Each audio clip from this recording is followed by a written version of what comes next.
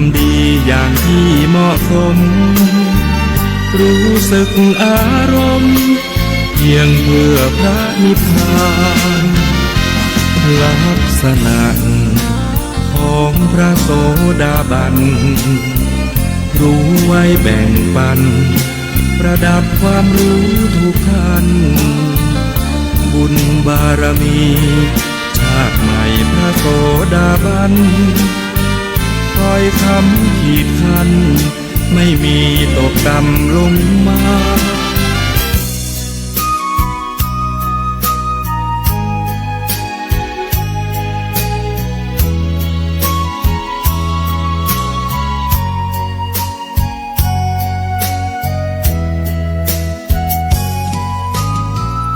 วัดเป็นบุญเขตวิเศษสถานเหมือนทิพย์วิมานของหมู่ประชา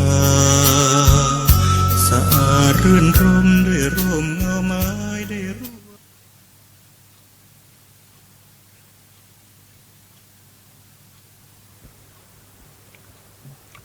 สวัสดีครับท่านผู้ฟังที่เคารพครับท่านผู้ฟังกำลังรับฟังรายการ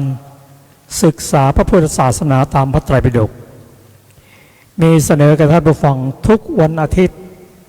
ตั้งแต่เวลา 15 นาฬิกาถึง 17 นาฬิกาดำเนินรายการโดยกระผมพันเอกธนัทเดชะมีอาจารย์สุรภาเดชะเป็นผู้ร่วมรายการครับก่อนจะเข้ารายการขอเรียนเชิญทุกท่านได้กราบคำบูชาพระรัตนตรัยพร้อมกันเชิญนะครับ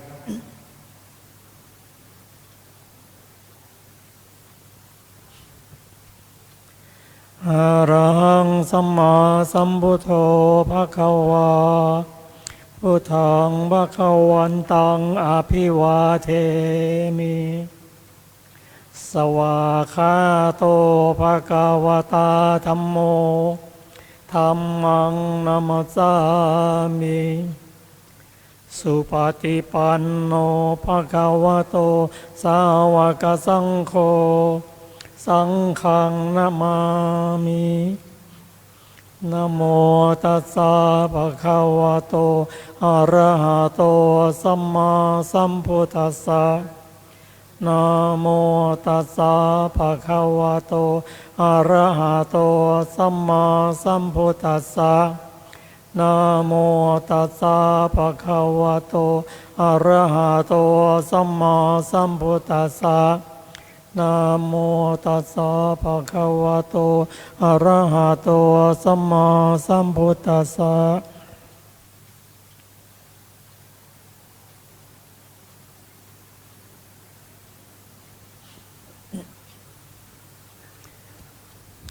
ท่านผู้ฟังที่เคารพครับวันนี้เราได้นำพระไตรปิฎกฉบับมมร.เล่มที่ 27 มาศึกษากันในพระสูตรที่ชื่อว่าอัตตะทีปวรรคอัตตะทีปสูตรว่าด้วยการพึ่งตนพึ่งธรรมก็ขอเรียนเชิญอาจารย์สุรภาได้นำพระสูตรนี้มาศึกษาร่วมกับท่านผู้ฟังสวัสดีค่ะท่านผู้ฟังทุกท่านอัตตทีปสูตรว่าด้วยการพึ่งตนพึ่งธรรมข้าพเจ้าได้สดับมาแล้วอย่างนี้สมัยหนึ่งพระผู้มีพระภาคเจ้าประทับอยู่ณพระวิหารเชตวันอารามของท่านอนาถบิณฑิกเศรษฐีกรุงสาวัตถี ณที่นั้นแลพระผู้มีพระภาคเจ้าตรัสเรียกภิกษุทั้งหลายแล้วตรัสว่าดูก่อนภิกษุทั้งหลายเธอทั้งหลายจงเป็นผู้มีตนเป็นที่พึ่ง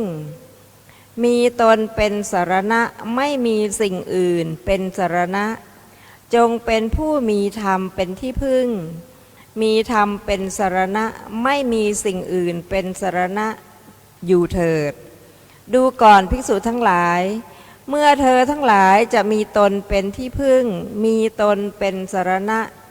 ไม่มีสิ่งอื่นเป็นสรณะมีธรรมเป็นที่พึ่งมีธรรมเป็นสรณะไม่มีสิ่งอื่นเป็นสรณะอยู่ จะต้องพิจารณาโดยแยบคายว่าโสกะปริเทวะทุกโทมนัสและอุปาญาตมีกำเนิดมาอย่างไรเกิดมาจากอะไรดูก่อนภิกษุทั้งหลายก็โสกะปริเทวะทุกโทมนัสและอุปาญาตมีกำเนิดมาอย่างไรเกิดมาจากอะไรดูก่อนภิกษุทั้งหลายปุถุชนผู้ไม่ได้สดับแล้วในโลกนี้ไม่ได้เห็นพระอริยเจ้าทั้งหลายไม่ฉลาดในธรรมของพระอริยเจ้า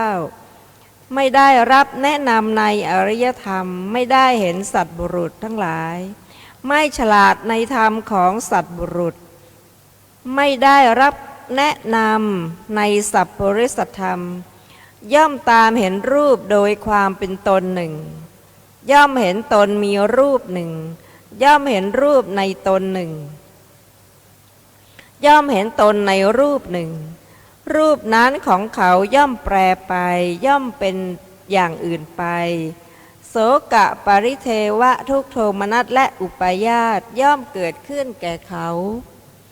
เพราะรูปแปรไปและเป็นอย่างและเป็นอื่นไปย่อมเห็นเวทนาโดยความเป็นตนย่อมเห็นสัญญาโดยความเป็นตนย่อมเห็นสังขารโดยความเป็นตนย่อมเห็นวิญญาณโดยความเป็นตนหนึ่งย่อมเห็นตนมีวิญญาณหนึ่งย่อมเห็นวิญญาณในตนหนึ่งย่อมเห็นตนในวิญญาณหนึ่งวิญญาณนั้นของเขาย่อมแปรไปย่อมเป็นอย่างอื่นไปโสกะปริเทวะทุกโทมนัสและอุปาญาตย่อมเกิดขึ้นแก่เขาเพราะวิญญาณแปรไปและเป็นอย่างอื่นไปดูก่อนภิกษุทั้งหลายก็เมื่อภิกษุรู้ว่ารูปไม่เที่ยงแปรปรวนไปคลายไปดับไปเห็นตามความเป็นจริงด้วยปัญญาอันชอบอย่างนี้ว่ารูปในการก่อนและรูปทั้งมวลในบัดนี้ล้วนไม่เที่ยงเป็นทุกข์มีความแปรปรวนเป็นธรรมดาดังนี้ย่อมละโสกะปริเทวะทุกโทมนัสและอุปาญาตได้เพราะละโสกะเป็นต้นเหล่านั้นได้จึงไม่สะดุ้งเมื่อไม่สะดุ้งย่อมอยู่เป็นสุขภิกษุผู้มีปกติเป็นอยู่เป็นสุขเรากล่าวว่าผู้ดับแล้วด้วยองค์นั้นดูก่อนภิกษุทั้งหลายก็เมื่อภิกษุรู้ว่าเวทนาไม่เที่ยงสัญญาไม่เที่ยงสังขารไม่เที่ยงวิญญาณไม่เที่ยงแปรปรวนไปคลายไปดับไปเห็นตามความเป็นจริงด้วยปัญญาอันชอบอย่างนี้ว่าวิญญาณในการก่อนและวิญญาณทั้งมวลในบัดนี้ล้วนไม่เที่ยงเป็นทุกข์มีความแปรปรวนเป็นธรรมดาดังนี้ย่อมละโสกะปริเทวะทุกโทมนัสและอุปาญาตได้เพราะละโสกะเป็นต้นเหล่านั้นได้ย่อมไม่สะดุ้งเมื่อไม่สะดุ้งย่อมอยู่เป็นสุขภิกษุผู้มีปกติอยู่เป็นสุขเรากล่าวว่าผู้ดับแล้วด้วยองค์นั้นจบอัตตทีปสูตรที่หนึ่ง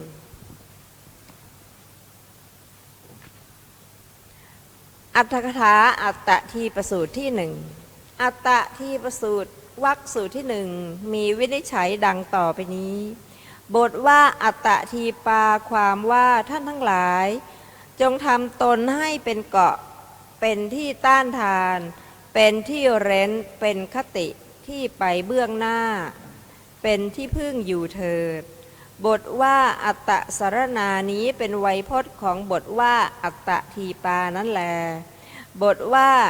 อนัญญสารณานี้เป็นคำห้าพึ่งผู้อื่น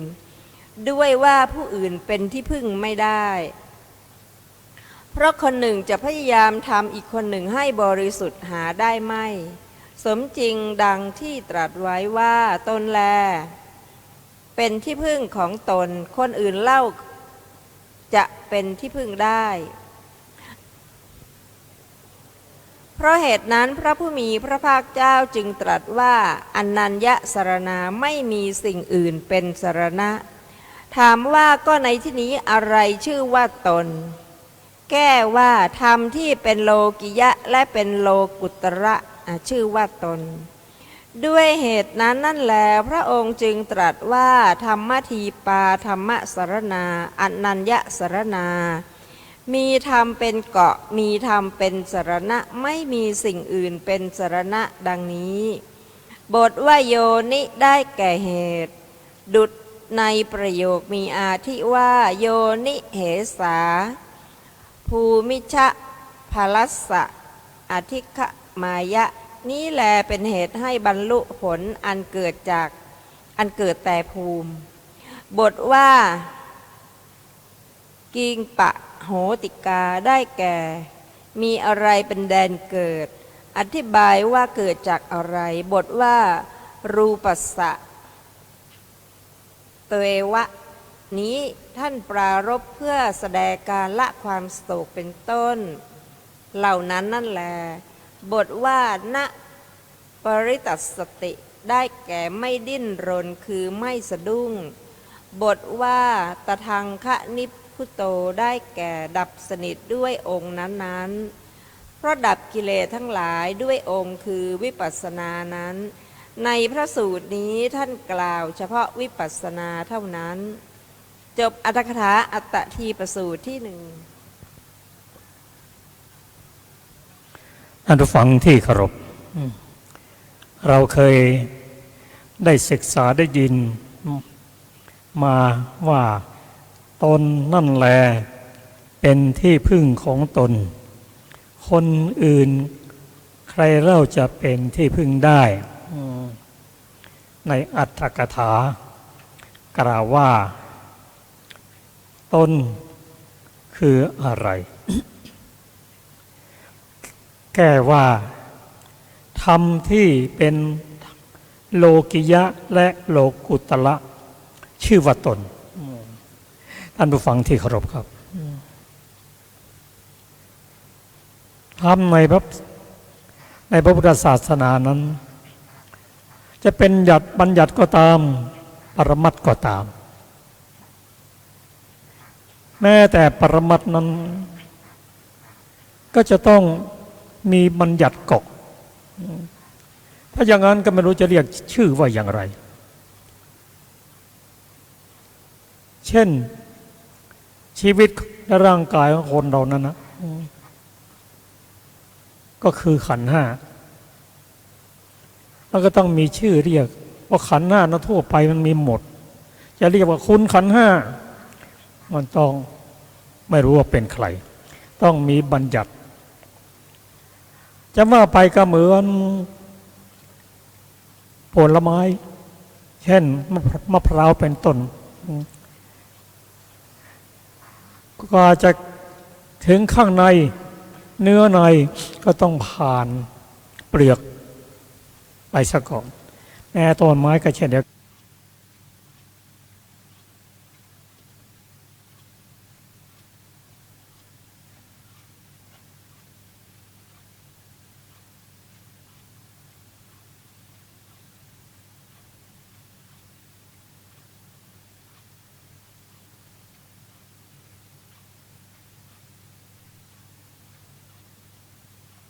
กันไปซึ่งกันและกันแต่ให้เรารู้ว่าอันนี้เป็นปรมัตถธรรมอันนี้เป็นบัญญัติถึงแม้ว่าท่านเป็นผู้เป็นพระอรหันต์ท่านก็กล่าวบัญญัติแต่ท่านไม่ติดในบัญญัติทีนี้เราจะมาศึกษากันว่าตนนั่นแหละเป็นที่พึ่งของตนคนอื่นใครเล่าจะเป็นที่พึ่งได้ ได้ทั่วๆไปแล้วก็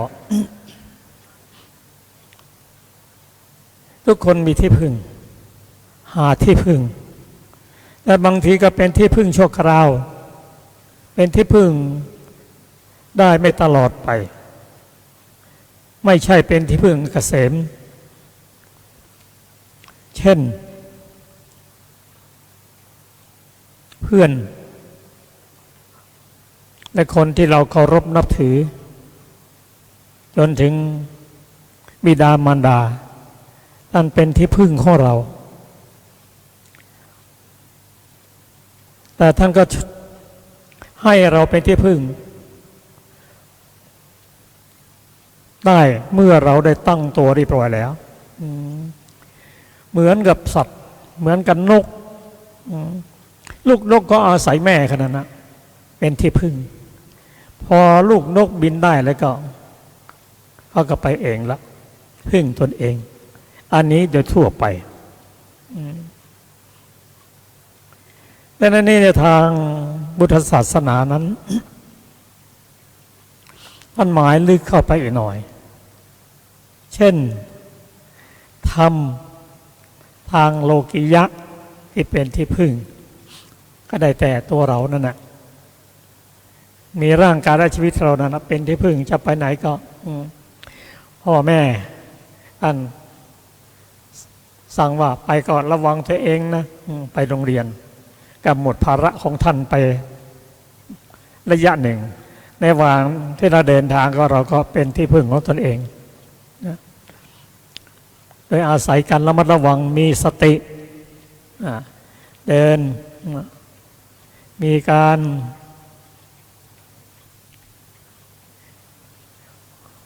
รักษาตาหูจมูกลิ้นกายมีการสังวรระวังอันนี้ในทางโลกิยะในตรุตระแล้วก็เป็นธรรมที่พึ่งนั้นได้แก่ปรมัตถธรรมในปรมัตถธรรมนั้นมีทั้งรูปเจตสิกและจิตจิตนั้นทำหน้าที่เขามีการรู้อารมณ์เป็นลักษณะเป็นผู้ปกครองของเจตสิกทั้งหลายเป็นผู้เกิดก่อนเป็นผู้ปกครองเป็นผู้รักษาภพรักษาชาติและจิตนั้นมีเจตสิกและรูปเป็นเหตุใกล้ตัวจิตนั้นสามารถจะทำงานได้โดยมีเจตสิกบางส่วนประกอบอยู่แต่ส่วนเจตสิกนั้นถ้าไม่มีจิตแล้วก็ทำงานไม่ได้อิงอาศัยซึ่งกันและกันแต่ความจริงนั้นจิตกับเจตสิกทั้งหมดนั้นเกิดพร้อมกันดับพร้อมกันมีอารมณ์เดียวกันอาศัยวัตถุเกิดอย่างเดียวกันแต่ที่นี้เราจะมีตนไปที่พึ่งในระดับธรรมนั้นก็ได้แก่จิตที่ได้รับการฝึกฝนแล้วเจตสิกที่ได้รับการอบรมแล้วทำงานร่วมกันเหมือนการจะทำกิจกรรมอย่างใดอย่างหนึ่งนั้นจิตก็เฟ้นเจตสิกที่เป็นฝ่ายที่จะร่วมทำบุญร่วมทำกิจกรรมร่วมกันจะไปอาศัยจิตของคนอื่นไม่ได้อาศัยเวทนาของคนอื่นก็ยากเช่นเราได้รับทุกขเวทนามากเหลือเกินคุณช่วยรับทุกข์ของฉันไปหน่อยเถอะแบ่งความเจ็บปวดของฉันไปมั่งเถอะเขาก็ช่วยอะไรไม่ได้ตนเท่านั้นนะเป็นที่พึ่งของตนเองแม้ในที่สุดไปศึกษาไปปฏิบัติธรรมะขอให้ผมได้บรรลุธรรมหน่อยเถอะไม่ได้ปัจจตังเวทิตโพต่างคนต่างรู้เองจะไปอ้อนวอนใครช่วยไม่ได้พระผู้เป็นเจ้าพระองค์ตรัสว่าพระองค์เป็นเพียงผู้ชี้ทางให้เดินส่วนการเดินนั้นเป็นเรื่องของสาวกของพระองค์ ก็เรื่องนี้ก็มีหลายคนให้ทูลถามพระผู้มีพระเจ้าว่าพระพุทธเจ้าข้าพระสงฆ์ของพระองค์บางคนก็บรรลุธรรมเป็นอริยบุคคลบางคนก็ไม่ได้เป็นพระอริยะก็พระองค์เป็นพุทธเจ้าองค์ไม่สามารถจะช่วยได้หรือพระองค์ตรัสว่าบางทียกตัวอย่างให้ฟังแล้วคนเข้าใจแล้วก็อาจถึงจะเข้าใจได้ง่ายเรื่องนี้พระราชาทูลถามพระผู้มีเจ้าพระองค์ตรัสว่าพระองค์รู้จักเมืองสาเกตไหมโอ้ข้าพระองค์รู้จักดีเมืองสาเกตก็อยู่ในขอบเขตของอาณาจักรของข้าพระองค์นี่พระเจ้าเปรตที่โกศลเอาละถ้าพระองค์รู้จักเมืองสาเกตดีที่นี้มีหลายคนมาทูลถามพระองค์ว่าพระพุทธเจ้าค่ะถ้าผมจะไปเมืองสาเกตจะไปยังไงในฐานะที่พระองค์เป็นพระราชาเมื่ออมาตย์มาเรียนถามทางไปเมืองสาเกตเพราะไม่เคยไปพระองค์ก็ชี้ทางว่าออกจากสาวัตถีนะเนี่ยไปทางโน้นจะผ่านจุดโน้นจุดนี้แล้วก็สุดท้ายจะไปเจอสับบุกกรณีแล้วก็ท่านได้ยินเสียงกรองเสียงปีอันนั้นแหละเมืองสาเกตครับเข้าใจเลยครับ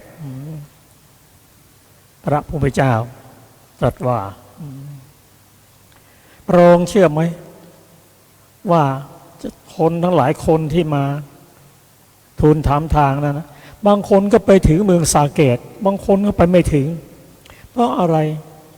เพราะฟังไม่ชัดเจนบางคนชัดเจนไปแวะโน่นแวะนี่กว่าจะถึงเมืองสาเกตได้ก็ไม่กี่คนโอ้เป็นอย่างนั้นพระเจ้าข้าพระองค์ทราบแล้วก็เช่นเดียวกันเลยธรรมะที่ตถาคตตรัสรู้นั้นนะทำให้ตื่นบอกให้แล้วชี้ทางให้เดินแต่เขาไม่เดิน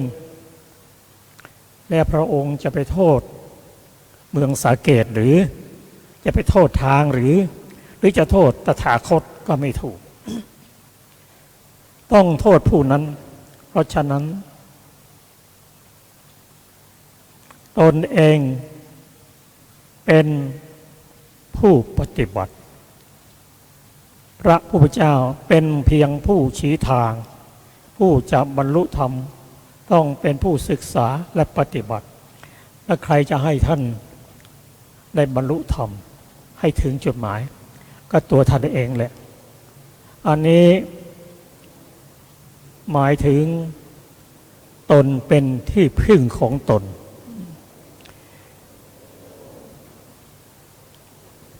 ในวรรคสุดท้ายกล่าวว่าท่านจงมีธรรมเป็นที่พึ่งมีธรรมเป็นเกาะมีธรรมเป็นสรณะก็ด้วยจิตเจตสิกในรูปของท่านนะคือตัวบุคคลนะเข้าศึกษาคำสอนของพระองค์เช่นพระองค์ตรัสว่าทางที่เธอจะเข้าสู่สวรรค์ไปสวรรค์นั้นเธอต้องปฏิบัติโดยมีหลายสิ่งหลายข้อเช่นท่านจะต้องมีศรัทธามีศีลมีสมาธิมีปัญญามีหิริโอตตัปปะถ้าเธอมีธรรมเหล่านี้พร้อมแล้วก็เลือกได้เลยจะไปอยู่สวรรค์ชั้นไหนแม้จะเป็นมนุษย์ก็เป็นมนุษย์ชั้นดีชั้นเลิศอันนี้เป็นแนวทางแต่ถ้าเธออยากจะพ้นจากโลกไม่ต้องเกิดแก่เจ็บตายก็ต้องศึกษาธรรมะที่สูงกว่านั้นต้องเป็นผู้ประกอบด้วยศีลสมาธิและปัญญาศึกษาธรรม ที่พระองค์ได้ตรัสรู้เช่นโพธิปักขิยธรรม37อันประกอบด้วยสติปัฏฐาน4สัมมาปัฏฐาน4อิทธิบาท4อินทรีย์5พละ5โพชฌงค์7และมรรคมีองค์8อันนี้เป็นธรรมที่เธอจะต้องเอาเป็นที่พึ่งให้ได้ด้วยการศึกษาให้เข้าใจและน้อมไปปฏิบัติด้วยตัวของเธอเองด้วยจิตเจตสิกของเธอเองมาศึกษาธรรมะของพระเจ้าอย่างนี้เรียกว่ามีตนเป็นที่พึ่งมีตนเป็นเกาะมีตนเป็นสรณะมีธรรมเป็นที่พึ่งมีธรรมเป็นเกาะมีธรรมเป็นสรณะถ้าทำได้อย่างนี้ชีวิตไม่มีตกต่ำมีแต่การเจริญอย่างเดียวและพ้นจากทุกข์ได้ในที่สุดนั่นคือได้ทั้งประโยชน์ในโลกนี้ประโยชน์ในโลกหน้าและประโยชน์อย่างยิ่งคือพระนิพพานอันนี้ก็เป็นเนื้อหาสาระที่มีในพระสูตรที่ชื่อว่าอัตตทีปสูตรเราได้ฟังสูตรนี้ก็น้อมนำมาพิจารณา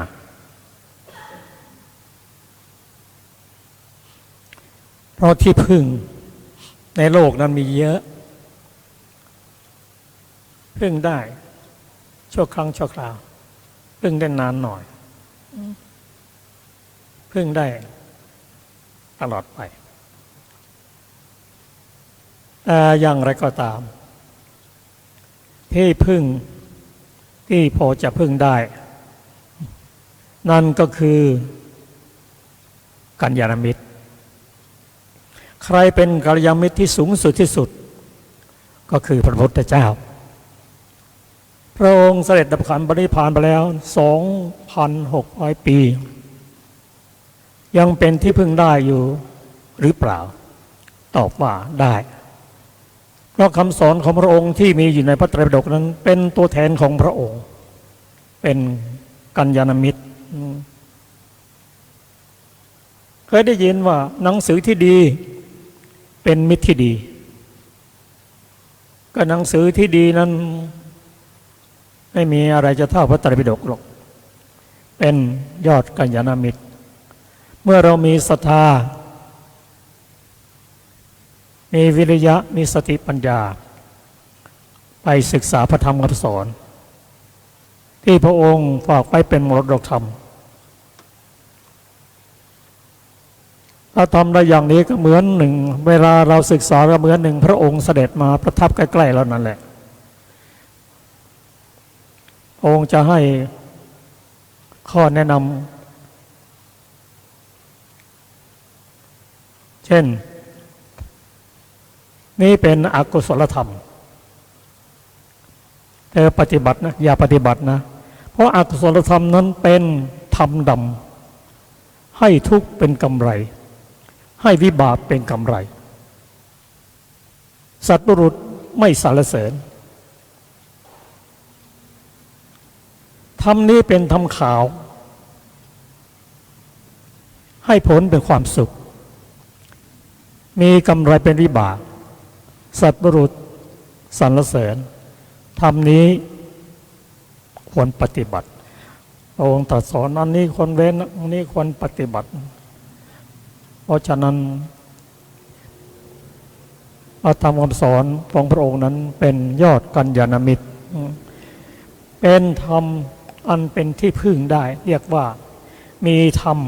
เป็นเกาะมีธรรมเป็นสรณะมีธรรมที่พึ่งแต่ทั้งหมดทั้งสิ้นนี้ไม่ได้กล่าวไม่ได้หมายความว่าอะไรก็พึ่งไม่ได้เลยไม่ใช่มีที่พึ่งอยู่พอสมควรแม้แต่การบนบานสารกล่าวเทวดา ท่านก็ช่วยได้ตามสมควรเท่าที่จะช่วยได้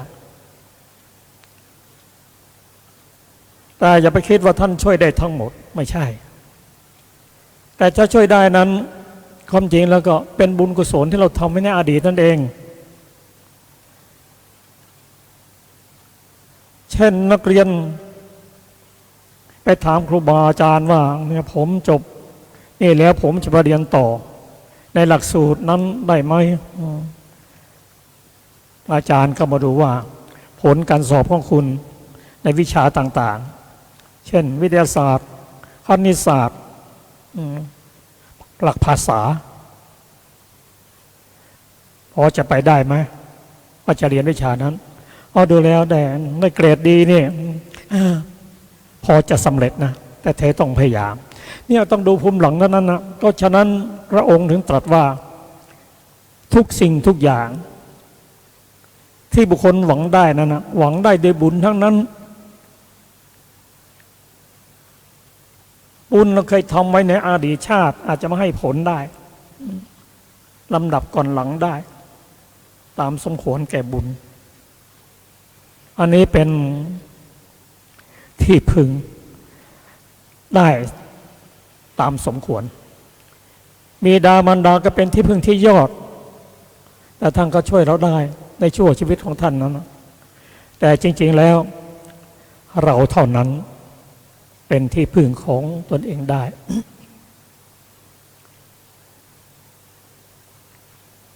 เมื่อถึงคราวเจ็บป่วยบิดามารดาท่านช่วยเหลือเรา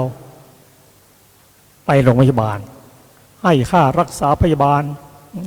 หรือหมอก็ช่วยตามหน้าที่ตนเองแต่เวลาเราอยู่ผู้เดียวจะเป็นห้องเรียกอะไร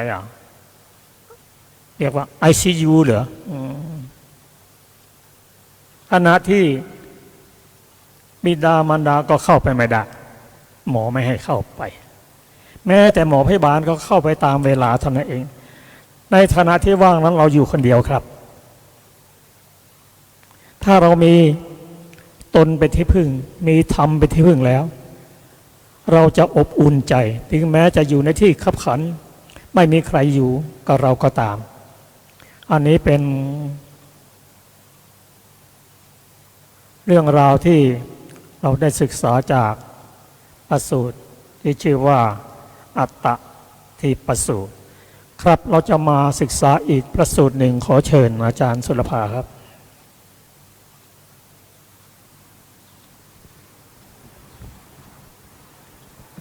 ต่อไปเป็นปฏิปทาสูตรนะคะว่าด้วยข้อปฏิบัติเพื่อความเกิดและความดับสักกายทิฏฐินักกรุงสาวัตถีดูก่อนภิกษุทั้งหลายเราจักแสดงปฏิปทาอันจะยังสัตว์ให้ถึงสักกายสมุทัยคือความเกิดขึ้นแห่งกายตนและปฏิปทาอันจะยังสัตว์ให้ถึงสักกายนิโรธหรือความดับแห่งกายตนเธอทั้งหลายจงฟังปฏิปทาทั้งสองนั้นดูก่อนภิกษุทั้งหลายก็ปฏิปทาอันจะยังสัตว์ให้ถึงสักกายสมุทัยเป็นไฉนดูก่อนภิกษุทั้งหลายปุถุชนผู้ไม่ได้สดับแล้วในโลกนี้ไม่ได้เห็นพระอริยเจ้าทั้งหลายไม่ฉลาดในธรรมแห่งพระอริยะมิได้รับการแนะนำในอริยธรรมไม่ได้เห็นสัตบุรุษทั้งหลายไม่ฉลาดในธรรมของสัตบุรุษไม่ได้รับการแนะนำในสัพปริสัทธรรมย่อมตามเห็นรูปโดยความเป็นตนหนึ่งย่อมเห็นตนมีรูปหนึ่งย่อมเห็นรูปในตนหนึ่งย่อมเห็นตนในรูปหนึ่งย่อมเห็นเวทนาโดยความเป็นตนย่อมเห็นสัญญาโดยความเป็นตนย่อมเห็นสังขารโดยความเป็นตน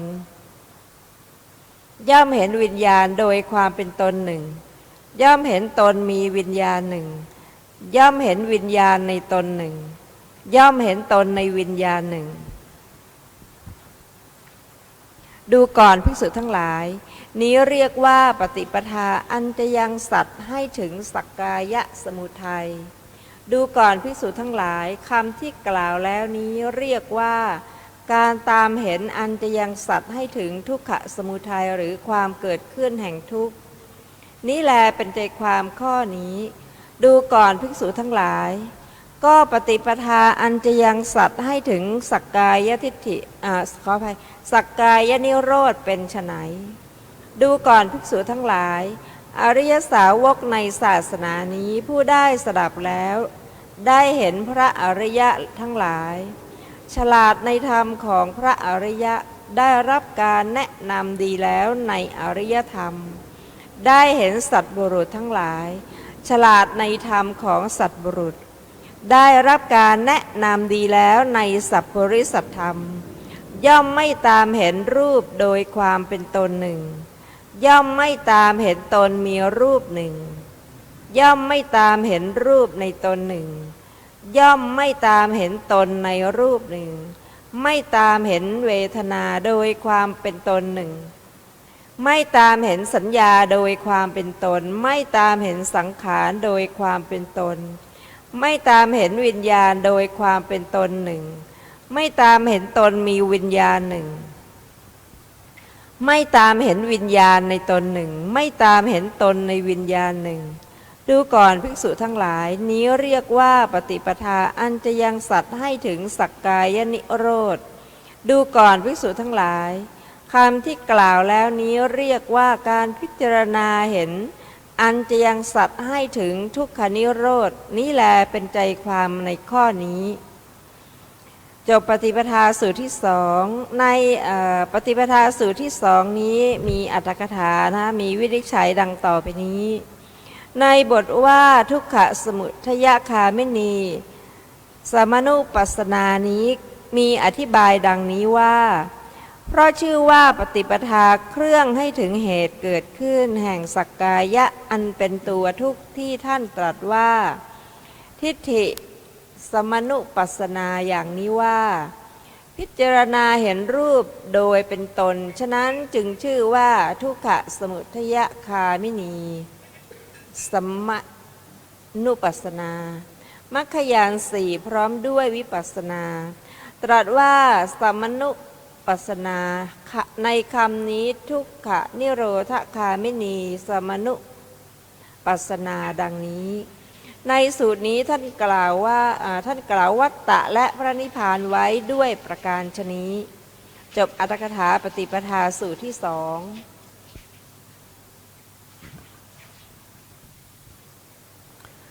ท่านผู้ฟังที่เคารพครับปฏิปทาสูตรว่าด้วยข้อปฏิบัติเพื่อความเกิดขึ้นหรือสมุทัยของสักกายะและความดับแห่งสักกายทิฏฐิหรืออีกนั่นหนึ่งข้อปฏิบัติที่ทำให้เกิดสักกายทิฏฐิและทำที่ให้ดับสักกายทิฏฐิคือนิพพานมีทั้งความเกิดและความดับเป็นข้อปฏิบัติจากพระสูตรนี้จะทำให้เราระลึกถึงกัลยาณมิตรหรือผู้ที่ให้เราได้พ้นจากทุกข์กัลยาณมิตรนั้นมีความสำคัญไฉนพระอานนท์กราบทูลว่าพระพุทธเจ้าข้าการมีมิตรดีสหายดีนั้นเป็นครึ่งหนึ่งของพรหมจรรย์ทีเดียวพระเจ้าค่ะพระองค์ตรัสว่าอานนท์เธออย่าพูดอย่างนั้นการมีมิตรดีสหายดีเป็นทั้งหมดทั้งสิ้นของพรหมจรรย์การมีมิตรดีนั้นแม้แต่ทางโลกนั้นนะถ้าใครมีมิตรดีแล้วก็ถือว่าเป็นยอดเป็นที่พึ่งได้แต่มิตรดีนี่ก็หาได้ยาก เพราะว่าพระองค์ตรัสว่า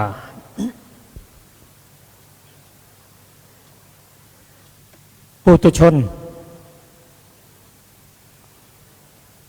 ผู้ไม่ได้สดับผู้ไม่ได้เห็นพระอริยเจ้าไม่ฉลาดในธรรมของพระอริยะไม่เห็นสัตบุรุษไม่ได้รับแนะนำในสัพพุริสธรรมไม่ฉลาดในธรรมของสัพบุรุษแสดงว่าเป็นผู้ที่ขาดกัลยาณมิตรขาดที่พึ่งอันเกษมมองอะไรก็มองตามปัญญาของปุถุชนในเรื่องนี้พระองค์ยกขันธ์ห้าซึ่งทุกคนมาอยู่ว่าปุถุชนผู้ไม่ได้สดับอย่างนี้มองเห็นขันธ์ห้าด้วยความเป็นตนย่อมเห็นตนอยู่ในขันธ์ห้าย่อมเห็นขันธ์ห้าอยู่ในตนย่อมเห็นตนอยู่ในขันธ์ห้าเป็นสักยะทิฏฐิจะพอรูปก็มีสี่ละเห็นรูปด้วยความเป็นตนเห็นตนมีรูปเห็นรูปอยู่ในตนเห็นตนอยู่ในรูปแล้วก็เวทนาสัญญาสังขารวิญญาณมีห้าสี่คูณห้าก็20เป็นสักยะทิฏฐิ20เป็นตัวเป็นตนวันนี้มากี่ตนวันนี้มากี่รูปถ้ามองอะไรก็เป็นอย่างนี้เป็นหมดยึดถือสิ่งนี้เป็นทิฏฐิแต่ก็เป็นสามัญทิฏฐิไปสวรรค์ได้ปฏิบัติธรรมไปสวรรค์ได้ขอให้มีศรัทธาศีลสุตตะจาคะปัญญาอิริโอตตัปปะไปได้แต่ไปได้ทั้งสักยะทิฏฐิไปสวรรค์ได้เป็นอริยบุคคลได้ไหมไม่ได้เป็นอริยบุคคลรับเป็นพระโสดาบันเริ่มตั้งแต่ตัดสักยะทิฏฐิไม่มีตัวไม่ตนลดตัวลดตนให้เหลือเพียงปรมัตถธรรมจึงจะรอดไปได้ศีลพจน์ปฏิบัติศีลผิดก็ไปไม่ได้มีแต่ความลังเลสงสัยนี่ต้องตัดให้ได้3อย่างนี้ถึงจะเป็นพระโสดาบัน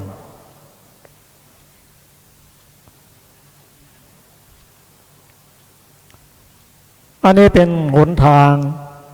เกิดของสักยทิฏฐิมองอะไรก็เป็นตัวเป็นตนเป็นหมดปุถุชนทั่วไปเป็นอย่างนี้หมดสำหรับผู้ที่ไม่มีกัลยาณมิตรผู้ที่มีกัลยาณมิตรที่สูงสุดที่สุดก็คือพระพุทธเจ้าพระอรหันต์ของพระองค์และมิตรดีสหายดีในโลกนี้คือเป็นผู้ที่มีศีลสมาธิปัญญาเป็นกัลยาณมิตรคบหาท่านแม้ท่านจะไล่ก็ทนอยู่ปรนนิบัติอยู่ฟังธรรมจากท่านและน้อมน้อมปฏิบัติตรงกันข้ามถ้ามีโอกาสได้อยู่ร่วมกับคนผ่านปาปมิตรท่านบอกว่าถ้าหนีได้กลางคืนก็หนีไปเลยชวนให้อยู่ก็ไม่อยู่ไปกลางคืนมาได้ตุ้งเช้าพอเห็นแสงสว่างก็หนีเลยห่างไกลจากพานจากปาปมิตรซึ่งไม่ใช่กัลยาณมิตรพบหาบุรุษสัตบุรุษเมื่อคบหาสัตบุรุษแล้วก็ท่านจะแสดงธรรมให้ฟังฟังธรรมจากท่านให้เข้าใจและน้อมนำไปปฏิบัติ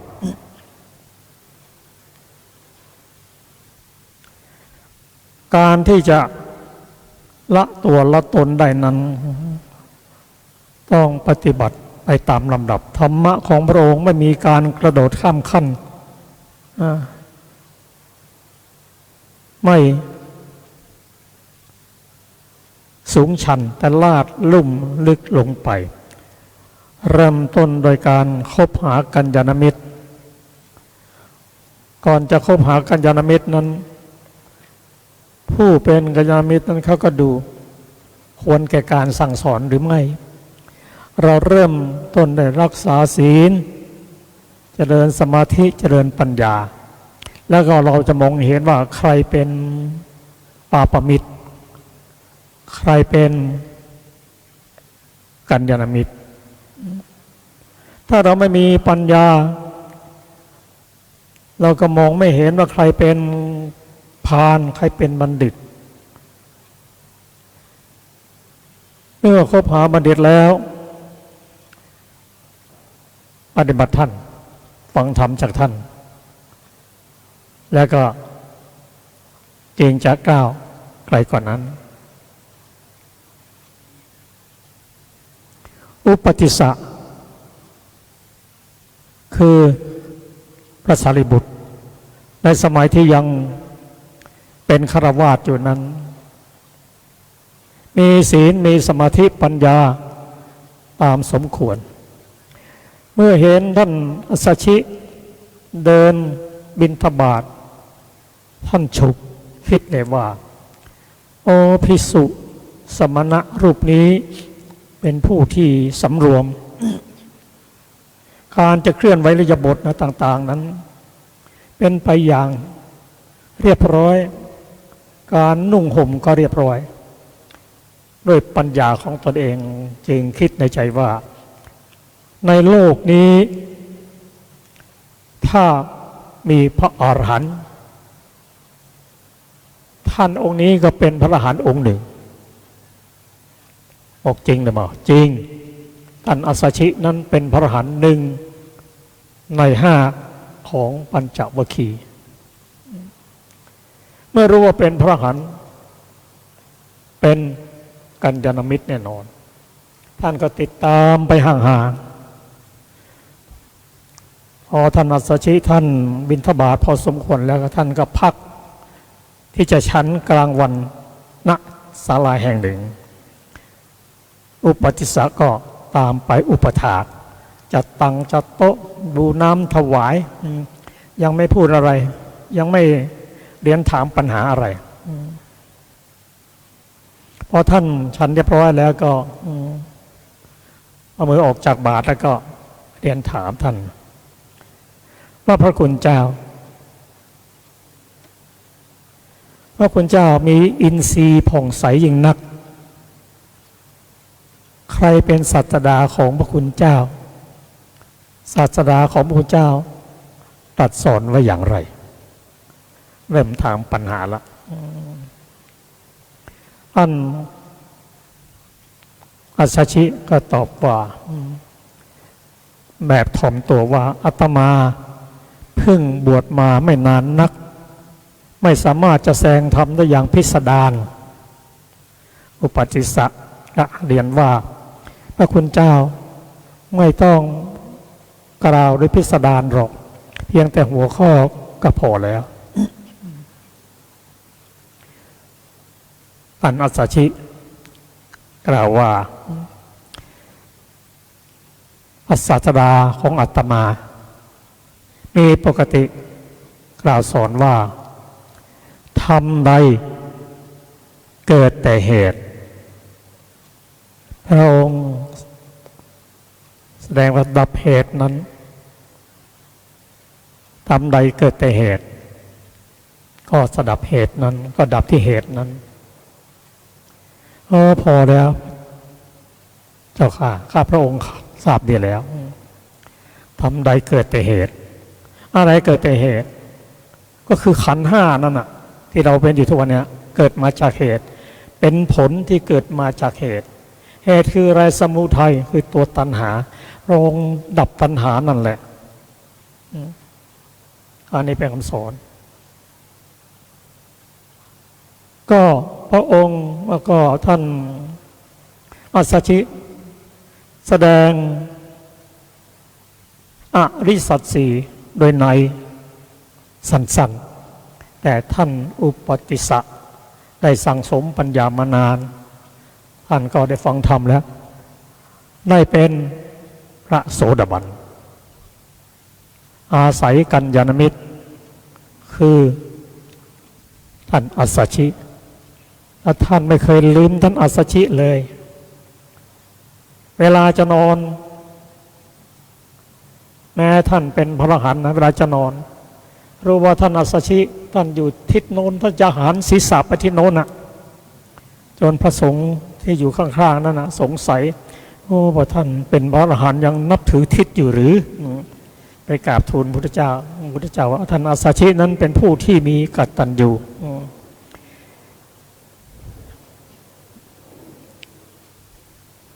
ในการที่จะละสักยะทิฏฐิได้จริงๆนั้นก็ต้องเป็นพระอริยบุคคลแต่ระหว่างที่ยังไม่ได้เป็นพระอริยบุคคลเราก็ฝึกได้ค่อยๆฝึกเราก็จะได้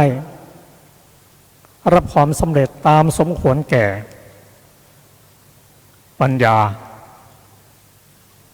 ศรัทธา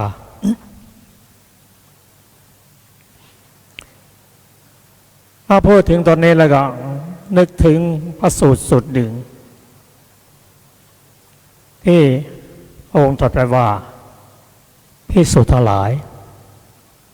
มีทางเดียวเท่านั้นที่จะทำให้บรรเทาจากโศกปริเทวะดับเสียซึ่งทุกข์โทมนัสบรรลุเยยธรรมทางนั้นคือสติปัฏฐานสี่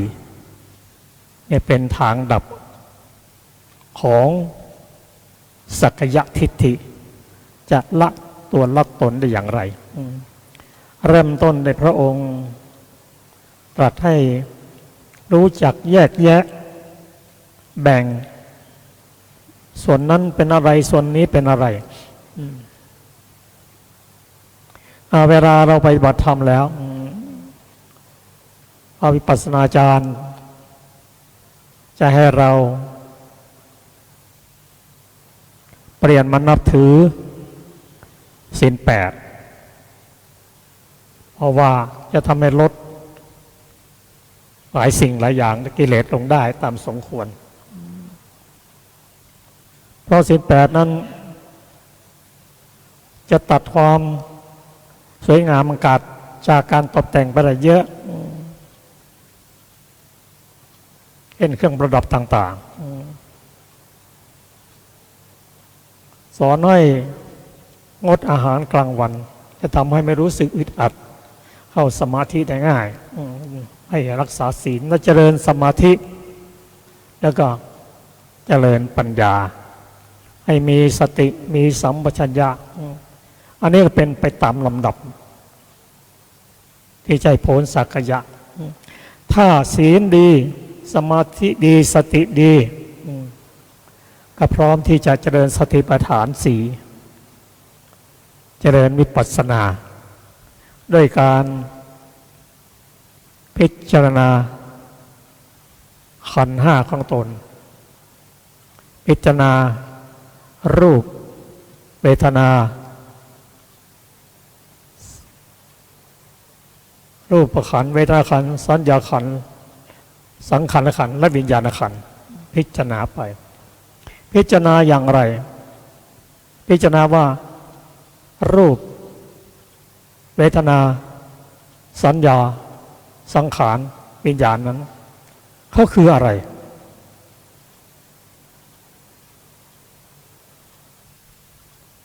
เรียกว่ารู้ยิ่งรู้ถึงลักษณะพิเศษสี่เรียกว่าลักษณะทิจตุกะของรูปของเวทนาของสัญญาสังขารในวิญญาณเมื่อรู้อย่างนี้แล้วรู้ลึกลงไปอีกว่า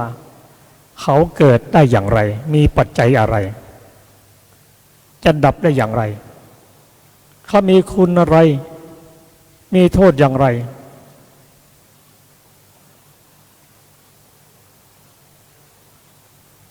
รู้จักคุณโดยความเป็นคุณ รู้จักโทษโดยความเป็นโทษเราจะรู้อย่างนี้ได้ก็ต้องเป็นไปตามลำดับของปัญญาซึ่งได้แยกแยะให้เราได้ศึกษาได้ง่ายขึ้นเรียกว่าโสรสญาณคือญาณ16เริ่มต้นโดยการพิจารณารูปและนามว่าอันไหนเป็นรูปอันไหนเป็นนามรู้จักแยกแยะแต่ไม่ใช่ว่าจะแยกออกไปนะรูปกับนามยังแยกจากกันไม่ได้ทำงานร่วมกันแต่แยกแยะว่าอันนี้เป็นรูปอันนี้เป็นนามเพราะแต่ก่อนนั้นเราคิดว่ารูปอันไหนวิญญาณกันนั่นแหละวิญญาณก็คือรูปก็คือวิญญาณอันเดียวกันนั่นแหละเห็นรูปในความเป็นตนเห็นตนมีรูปเห็นรูปในตนเห็นตนในรูปเราเรียนเราเชื่อกันมาไม่รู้กี่ภพกี่ชาติเพราะฉะนั้นต้องมาศึกษากันใหม่ซึ่งพระองค์ตรัสว่าชีวิตและร่างกายนั้นพระองค์ตรัสกับท่านปุกุสติว่าท่านปุกุสติคนเรานั้นประกอบด้วยธาตุ6ท่านเองในขณะนั้นนะองค์ตรัสว่ามีธาตุ6ได้แก่อะไรบ้างได้แก่ธาตุดินธาตุน้ำธาตุไฟธาตุลมอากาศธาตุและวิญญาณธาตุเท่านั้นเอง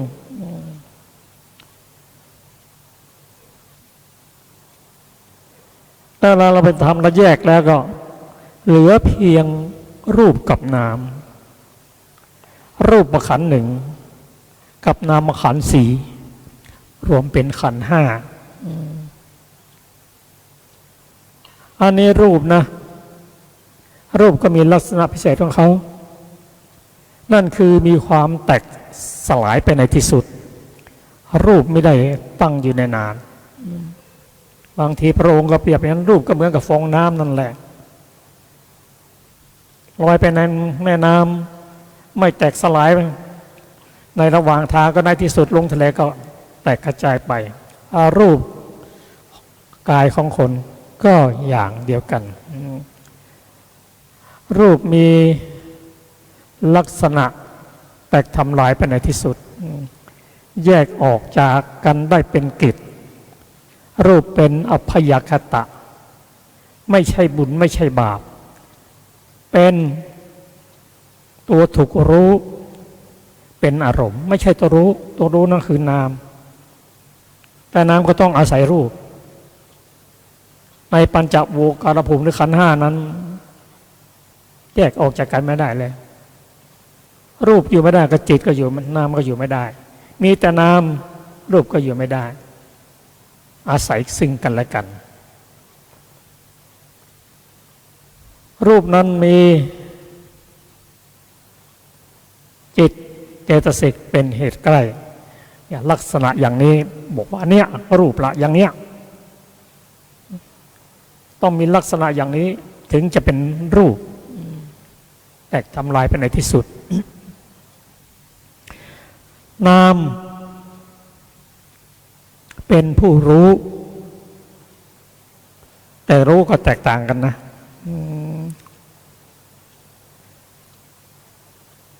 สัญญาก็รู้เหมือนกันจิตก็รู้ปัญญาก็รู้แต่ความรู้นั้นแตกต่างกันสัญญารู้จักจำได้สีนั้นสีนี้สีดำสีเขียวเราอ่านหนังสือตัวหนังสือสีดำเราก็จำได้รู้แต่สัญญาไม่ได้รู้ลึกซึ้งไปถึงว่าอันนี้เป็นอนิจจังทุกขังอนัตตาไม่รู้สัญญาไม่รู้แต่จิตรู้สูงกว่านั้นมากกว่าสัญญารู้ถึงความเป็นอนิจจังทุกขังอนัตตาจิตรู้แต่ไม่กล้าไปถึงรู้ที่จะตัดกิเลสได้ตัวปัญญานั้นเป็นผู้ รู้ระดับตัดกิเลสได้ แต่อย่างไรก็ตามปัญญาสัญญารู้อย่างนั้นจิตก็รู้เหมือนกันในฐานะที่เป็นผู้อำนวยการก็รู้ปัญญารู้อย่างไหนก็จิตก็รู้อย่างนั้นเพราะปัญญานั้นไปประกอบกับจิตก็อันนี้ก็เรารู้อย่างนั้นอันนี้เป็นรูปอันนี้เป็นนามแยกแยะออกได้ในการเดินนั้นเรารู้ว่าอันไหนเป็นรูปอันไหนเป็นนามต้องเริ่มต้นใหม่ฝึกใหม่ฝึกเดินใหม่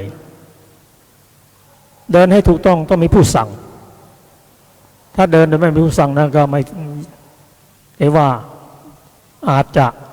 พลั้งเผลอได้จิตเป็นผู้สั่งรูปเป็นผู้ปฏิบัติตามเวลาเราจับที่แขนของตัวเองที่เรารู้สึกนั่นน่ะกายไม่ได้รู้สึกแต่กายวิญญาณจิตเป็นผู้รู้สึกคนที่เป็นอัมพาตนั่นน่ะไม่รู้สึกแต่ถ้าเป็นส่วนล่างนั้นไม่รู้สึกแต่ข้างบนรู้สึกเพราะฉะนั้นต้องฝึกเดินใหม่ซ้ายย่างหนอจิตเป็นผู้สั่งซ้ายเท่านั้นนะไม่ใช่ขวานะถ้าละเอียดไปอาจจะยกหนอย่างหนอก็ละเอียดไปเป็นการฝึกการเดินด้วยสติเรียกว่าปฏิบัติโดยใช้อิริยาบถทั้งสี่ก็ลึกๆลงไปก็อันนี้เป็นปัญญาระดับหนึ่งเรียกว่านามรูปะปริเฉทญาณะรู้จักแยกแยะว่าในว่าอันนั้นเป็นรูปเป็นนามสูงขึ้นไปหน่อยก็ศึกษาพิจารณาใช้ปัญญารู้ว่ารูปนั้น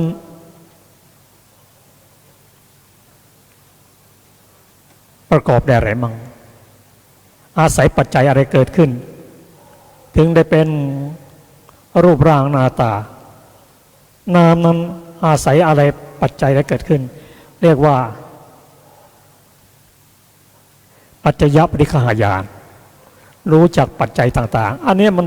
ศึกษาเรื่อยๆไปจนในที่สุดก็ละสักกายทิฏฐิได้เมื่อได้สำเร็จเป็นพระอริยบุคคลแล้วมองตรงกันข้ามกับปุถุชนแล้วอริยบุคคลย่อมไม่เห็นขันธ์ห้าด้วยความเป็นตนไม่เห็นตนอยู่ในขันธ์ห้าไม่เห็นขันธ์ห้าอยู่ในตนไม่เห็นตนอยู่ในขันธ์ห้าไม่มีสักกายทิฏฐิแล้วละไปได้หมดแล้วสังโยชน์เบื้องต่ำสามละได้อย่างนั้นเพราะฉะนั้นเราจะเห็นความสำคัญของกัลยาณมิตรถ้าเป็นกัลยาณมิตรในทางพุทธศาสนาแล้วฟังธรรมจากท่านปฏิบัติจากท่านก็จะพ้นจากสักกายทิฏฐิได้ตามลำดับท่านผู้ฟังที่เคารพครับจากสองสูตรที่เราได้ศึกษากันมานี้เราสามารถที่จะน้อมนำมาปฏิบัติได้ตอนนี้อาจารย์ดร.บุญเนนเกตท่านเข้ามาแล้วท่านมีธรรมะอะไรที่จะมอบให้กับท่านผู้ฟังขอเชิญอาจารย์ดร.บุญครับท่านผู้ฟังที่เคารพทุกท่านนะครับครูบาอาจารย์ทุกรูปทุกท่าน จริงๆผมแม้จะมาช้าไปแต่ก็ชอบใจที่ได้ฟังผมก็เป็นคนหนึ่งนะที่เป็นนักฟังแล้วก็ชอบที่จะฟังเรื่อง รูปเรื่องนามเรื่องอภิธรรมนี่ชอบ มีข้อเพียงแต่ว่าขออนุญาตสังเกต พูดกันเพื่อเกิดการเปรียบเทียบเฉยๆ สิ่งที่เราเรียกว่ารูปกับนามหรือสิ่งที่ชาวบ้านทั่วไปหรือว่าชาวโลกทั่วไปเรียกกันว่าสสารและพลังงานที่ผมพูดเรื่องนี้ขึ้นมานี่เพื่อทำให้บางท่านที่สนใจเรื่องนี้แต่ว่ายังไม่ยอมรับข้อมูลดิบที่ได้ฟังมาแล้วเนี่ยถ้าพูดถึงว่าสิ่งทั้งสองอย่างนี้มันแยกกันไม่ได้นั่นก็คือว่าคำว่าสสารคือสิ่งที่เป็นตัวรูปแล้วก็พลังงานก็คือสิ่งที่เราเรียกว่า energy ในความเป็นคนนี่ เอาพูดง่ายๆมันก็มีทั้งสองอย่างนี้อยู่ด้วยกันแต่ว่าแยกกันไม่ได้ก็ไม่ได้แต่แน่นอนอะถ้าจะถือตามพุทธเจ้าท่านตรัสชัดเจนว่าเตสังวูปัสสโมสุโขเมื่อร่างกายนี้ปราศจากวิญญาณเมื่อไหร่แล้วนี่กายนี้ก็จะเป็นเหมือนกับท่อนไม้อยู่เฉยๆแล้วก็แตกสลายไปในที่สุดแต่เราไม่พูดประเด็นนี้เราพูดประเด็นที่ว่านามในที่นี้นั่นก็คือเรียกว่าวิญญาณวิญญาณเมื่อกายไม่มีวิญญาณครอบครองไม่มีวิญญาณเป็นตัวคุ้มแล้วเนี่ยกายมันก็จะต้องสลายนั่นก็คือคำว่าตาย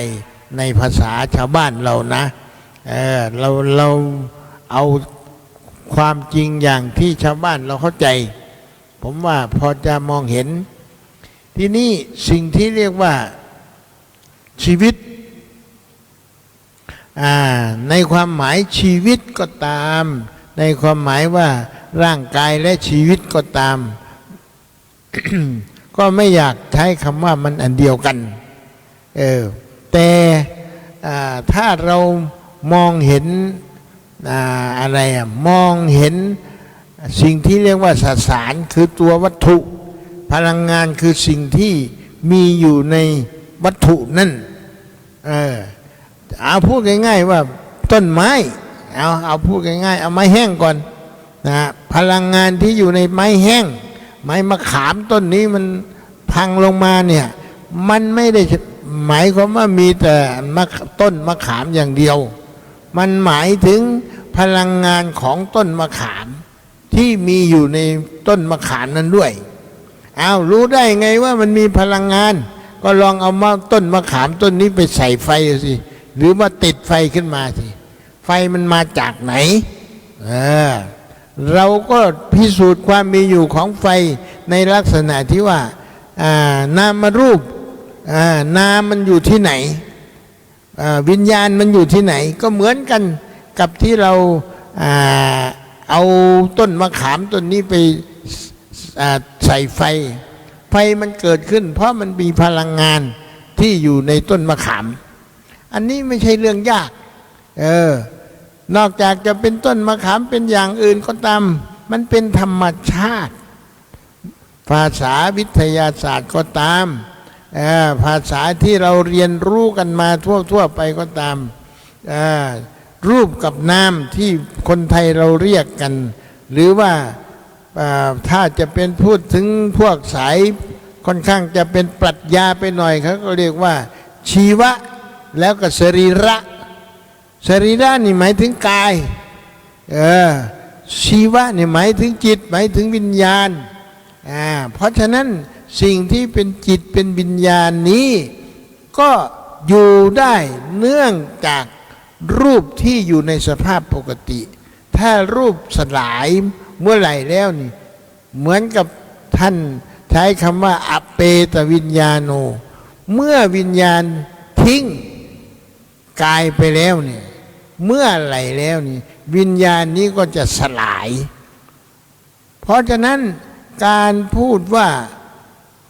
นามกับรูปอยู่ด้วยกันก็ถูกชีวะสรีระก็ถูกเพราะคำว่าชีวะสรีระนี่เป็นศัพท์ ภาษาของภาษาปรากฤต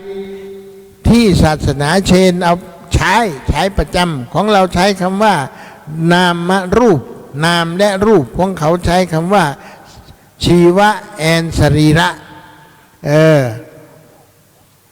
ว่าถ้าจะพูดกันแบบธรรมดาก็พอจะพูดกันได้นะครับไม่ต้องไปสงสัยอะไรมากไม่ว่าจะเป็นคนไม่ว่าจะเป็นสัตว์ทีนี้คำถามก็คือว่าชีวะที่อยู่ในสัตว์กับชีวะที่อยู่ในคนเหมือนกันหรือต่างกันมันจะเหมือนกันก็ในลักษณะที่มีลักษณะเป็นชีวะแต่ต่างกันในลักษณะที่คุณภาพพอพูดถึงคุณภาพเข้ามาแล้วเอาละมันจะเริ่มเข้าไปสู่การขัดแย้งกันมองเห็นความแตกต่างกันแต่ไม่ว่าอะไรก็ตามเถอะทั้งคุณภาพและปริมาณหรือทั้งนามและรูปหรือทั้งพลังงานและที่เป็นตัวสสารมันก็ต้องอยู่ด้วยกันในลักษณะปกติดีนะแต่ถ้าไปไกลกว่านี้ก็เป็นอีกเรื่องหนึ่งเราพูดเฉพาะสิ่งที่มันประจักษ์แก่สายตาเราเพราะฉะนั้นก็ขออนุญาตทำความเข้าใจเบื้องต้นกับท่านผู้ฟังทางบ้านผู้ที่ยังสงสัยว่านามารูปนี่มันยังไงกันถ้าท่านเข้าใจสสารและพลังงานแล้วเนี่ยอันเดียวกันถ้าจะพูดแล้วท่านก็ย่อมอยู่ในฐานะที่จะเข้าใจเรื่องนามรูปได้ดีอันนี้พูดถึงการนำมาพูดกันแบบธรรมดากันหน่อยขออนุญาตไว้ท่านส่งมาให้ท่านประธานเท่านี้แหละขอบคุณครับ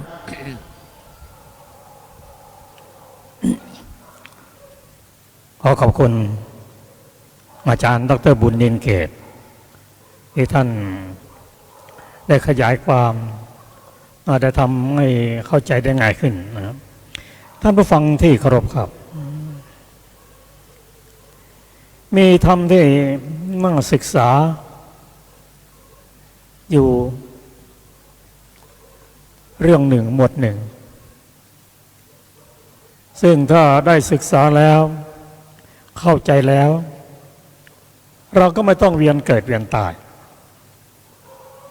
แต่ยังไงก็ตามก็ต้องเจริญสติปัฏฐานสี่แน่นอนหรือศึกษาอริยสัจสี่พระธรรมคำสอนทั้งหมดย่อลงมาในอริยสัจสี่คือทุกข์สมุทัยนิโรธและมรรค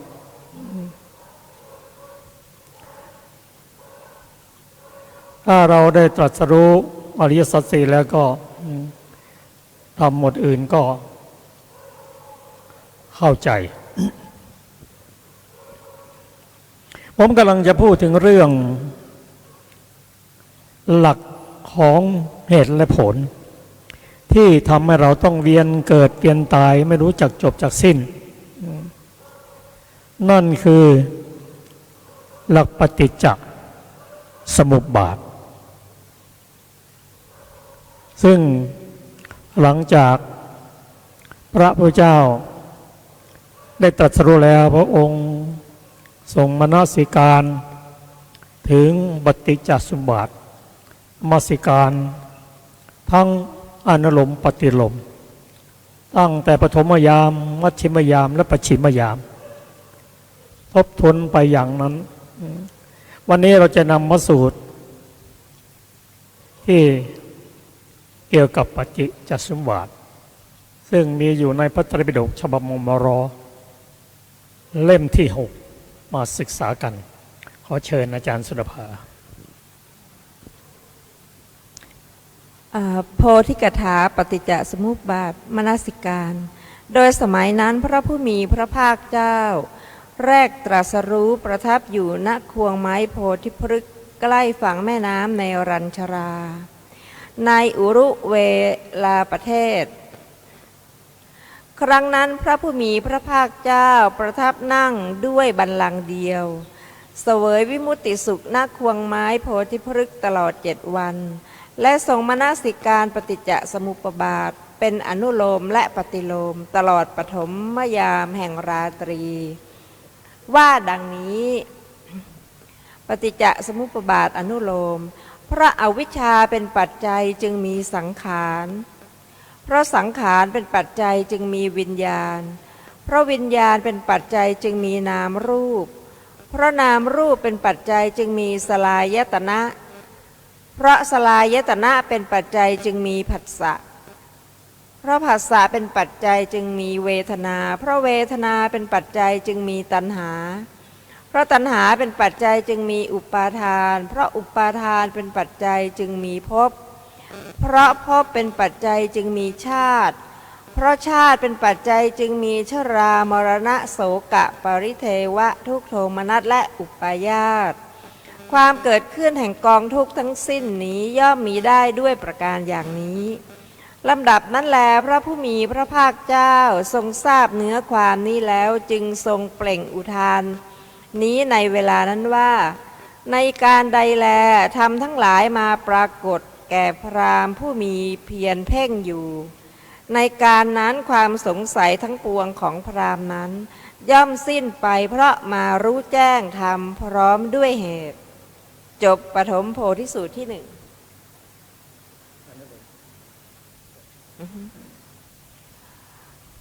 ปฐมโพธิสูตรว่าด้วยปฏิจจสมุปบาทเป็นอนุโลมข้าพเจ้าได้สดับมาแล้วอย่างนี้สมัยหนึ่งพระผู้มีพระภาคเจ้าตรัสรู้ใหม่ๆประทับอยู่โคนไม้โพใกล้ฝั่งแม่น้ำในรัญชราที่ตำบลอุรุเวลาก็สมัยนั้นแลพระผู้มีพระภาคเจ้าประทับนั่งเสวยวิมุตติสุขด้วยบัลลังก์อันเดียวตลอด7 วันครั้งนั้นแลพอสัปดาห์นั้นล่วงไปพระผู้มีพระภาคเจ้าเสด็จออกจากสมาธินั้นได้ทรงมนสิการปฏิจจสมุปบาทอันเป็นอนุโลมด้วยดีตลอดปฐมยามแห่งราตรีดังนี้ว่าเมื่อสิ่งนี้มีสิ่งนี้ก็มีเพราะสิ่งนี้เกิดสิ่งนี้จึงเกิดคือเพราะอวิชชาเป็นปัจจัยจึงมีสังขารเพราะสังขารเป็นปัจจัยจึงมีวิญญาณเพราะวิญญาณเป็นปัจจัยจึงมีนามรูปเพราะนามรูปเป็นปัจจัยจึงมีสลายตนะเพราะสลายตนะเป็นปัจจัยจึงมีผัสสะเพราะผัสสะเป็นปัจจัยจึงม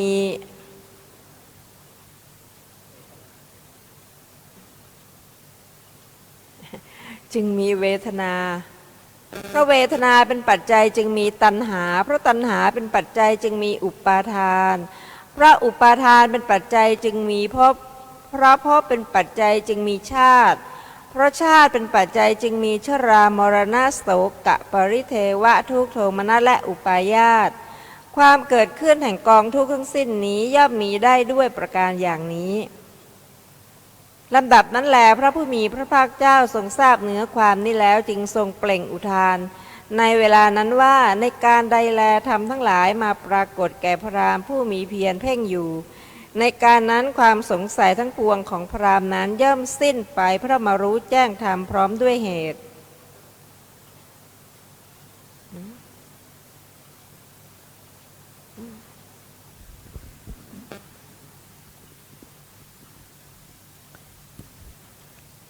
ขอบคุณ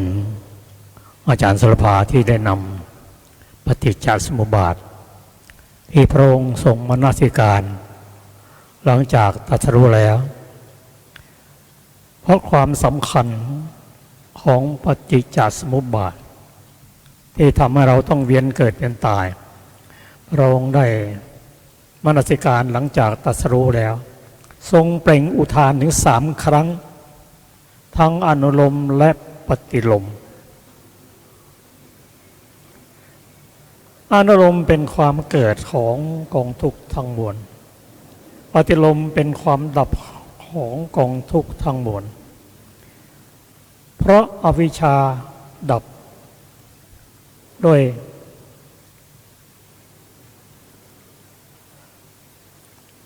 มรรคหรือวิราคะหรืออาหัตตมรรคหรือวิราคะเพราะอวิชชาดับนั่นคือวิชาเกิดขึ้นแล้วมีปัญญาแล้วสังขารจึงดับเคยปรุงแต่งเป็นบุญเป็นบาปดับไปแม่ไม่แล้วเพราะอวิชชาดับสังขารจึงดับเพราะสังขารดับวิญญาณดับวิญญาณนั้นหมายถึงวิปากวิญญาณเพราะวิญญาณดับนามรูปดับเพราะนามรูปดับสลายตนะดับสลายตนะดับผัสสะดับผัสสะดับเวทนาดับเวทนาดับตัณหาดับตัณหาดับอุปทานดับอุปทานดับภพดับภพดับชาติดับเพราะชาติดับชรามรณะโสกะปริเทวะทุกข์โทมนัสอุปาทดับความดับแห่งทุกข์ทั้งมวลก็มีด้วยประการชนี้อันนี้สมแล้วที่ท่านอัสสชิได้บอกแก่ท่านอุปติสสะว่าทำใดเกิดแต่เหตุพระองค์ทรงแสดงถึงเหตุนั้นและความดับของเหตุนั้นก็เป็นปฏิจจสมุปบาทที่สั้นๆนะที่เราจะได้ศึกษากันครับก็จะขอเชิญอาจารย์ดร.บุญอินเกตได้มาพูดถึงปฏิจจสมุปบาทขอเชิญครับ ท่านผู้ฟังที่เคารพครับ จริงๆแล้วปฏิจจสมุปบาทที่เราได้ยินได้ฟังอยู่ในพระไตรปิฎกนี้ไม่ใช่มีแต่เพราะเรื่องสังสารวัฏการเวียนว่ายตายเกิดของคนเท่านั้นนะครับ พระพุทธเจ้าพูดถึงเพราะทุกสิ่งทุกอย่างการอธิบายความเกิดของโลกการมีอยู่ของโลกถ้าเป็นตะวันตกเขาจะอธิบายในลักษณะเส้นตรงแต่ถ้ามาทางตะวันออกคือทางพุทธศาสนาหรือว่าศาสนาพราหมณ์เราจะอธิบายในลักษณะของวงกลมทำไมต้องต่างกันเพราะความสนใจหรือว่าความเข้าใจทำต่อที่มีต่อธรรมชาติที่แตกต่างกันพระพุทธเจ้าท่านใช้กฎปฏิจจสมุปบาททั้งที่เป็นรูปธรรมและนามธรรมรูปธรรมหมายความว่าเอาไปใช้กับต้นไม้ก็ได้ไปใช้กับดินฟ้าอากาศไปใช้กับอิฐก้อนหินมันมายังไงทำไมก้อนหินมันถึงมีตอนแรกมันต้องมีดินก่อนพอจากดินก็มาเป็นหินหินก็เป็นดินเวียนว่ายไกลอยู่ด้วยกันอย่างนี้แหละ ผมพูดแบบรัดเอาง่ายๆเอาต้นไม้ต้นฉำฉาที่อยู่ต่อหน้าเนี่ยก่อนที่จะมาเกิดเป็นฉำฉาได้เนี่ยมันเป็นอะไรก่อนเราไปจับเอาว่ามันเกิดมาจากเม็ดก็ต้องเห็นแต่เม็ดมันว่ามันเกิดมาจากเม็ดทีนี้คำถามมันมีต่อไปว่าเม็ดมันมาจากไหนมันก็มาจากต้นฉำฉาต้นฉำฉาก็มาจากเม็ดวนไปวนมาอันนี้พูดระดับย่อไม่ได้ขยายเพราะก่อนที่มันจะเป็นต้นฉำฉาแล้วก็อยู่ได้เป็น100 ปีนี่มันก็มีวัฏจักรของมันอยู่มามีผัดใบผัดทิ้งผัดลูกผัดอันนี้เราเรียกว่าฝ่ายเกิดทีนี้ฝ่ายดับมันก็มีเพราะหน้าร้อนมาแล้วใบฉำฉาก็ต้องร่วงโรนเมื่อใบร่วงโรนแล้วมันก็ผัดใบขึ้นมามัน2 อย่างนี้แหละผู้เรียกว่าพูดอนุโลมก็แปลว่าฝ่ายเกิดก็แล้วกันถ้าปฏิโลมเนี่ยฝ่ายดับ ทุกอย่างมันมีเกิดและมีดับทั้งนั้นเพียงแต่ว่ามันจะใช้เวลานานกว่ากันเท่าไหร่การที่จะได้เกิดเป็นมะม่วงขึ้นมานี่มันอาจจะไม่นานเท่ากับการที่จะเกิดเป็นมะพร้าวการที่จะเกิดเป็นมะพร้าวได้ก็อาจจะไม่นานเท่ากับการเกิดเป็นต้นตาลเม็ดตาลไอ้ระยะเวลาอย่างนี้มันมีของใครของมันเป็นของตัวมันเองเพราะฉะนั้นแม้กระทั่งชีวิตของมนุษย์เนี่ย มายุคนี้ก็เพียงไม่เกิน100 ปีเป็นอย่างมากจะมีบ้างก็ไม่เท่าไรไม่ต้องไปพูดถึงพระอานนท์ท่านจะมีนิพพานในอายุ120 ปีมีพระภากุละที่มีอายุถึง160 ปีก็มีอันนี้มีพิเศษไปนิดๆหน่อยๆไม่ใช่เรื่องใหญ่แต่พุทธเจ้าท่านนิพพานคือหมดลมหายใจยุติกันในลักษณะที่เพียงอายุ80 ปีหรือ80 พรรษาเพราะฉะนั้นผมก็อยากจะขอย้อนกลับมาพูดถึงรูปศัพท์ของคำว่าปฏิจจสมุปบาทกันอีกสักหน่อยหนึ่งเดี๋ยวจะเข้าใจไม่ตรงกันปฏิแปลว่าเฉพาะปฏิสมุปสังบวกสังแล้วก็บวกว่าอุปาทะอุปะแล้วก็ปาทะเกิดขึ้นพร้อมกันโดยหมุนเวียนกันเกิดอะไรก็ตามมันจะเกิดพึบขึ้นมาพร้อมกันหมดเป็นต้นมะม่วงพุทธมันปาฏิหาริย์มันจะต้องมาจากเม็ดมะม่วงแล้วก็คนเป็นคนเอาไปเพาะแล้วก็มารดน้ำมาอยู่กี่ปีก็ไม่รู้กว่าจะมาเป็นเม็ดมะม่วงก็จะได้กินมะม่วงแต่ทุกอย่างมันจะต้องมีขั้นตอนของมันการเวลาก็ไม่ใช่เครื่องกำหนดแต่ว่ามันเป็นไปตามการเวลาของมันเพราะฉะนั้นอันนี้คือสิ่งที่เป็นมีอินทรีย์ครองหรือว่ามีจิตวิญญาณครอง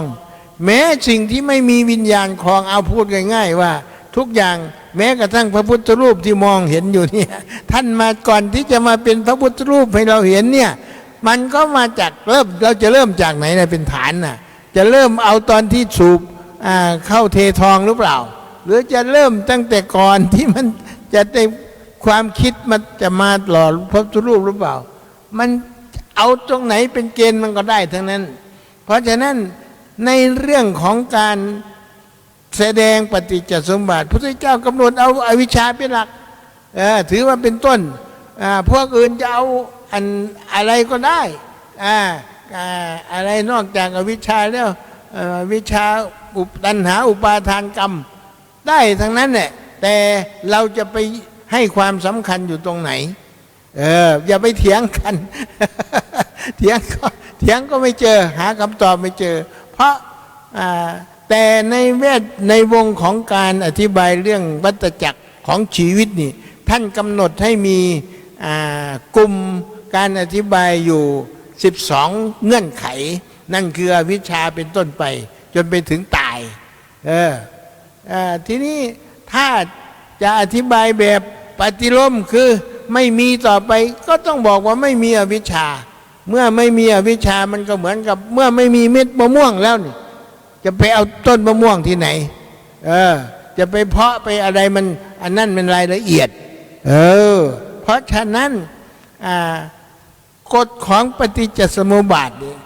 จึงใช้ได้ทั้งที่เป็นแล้วเราใช้คำว่าทั้งที่เป็น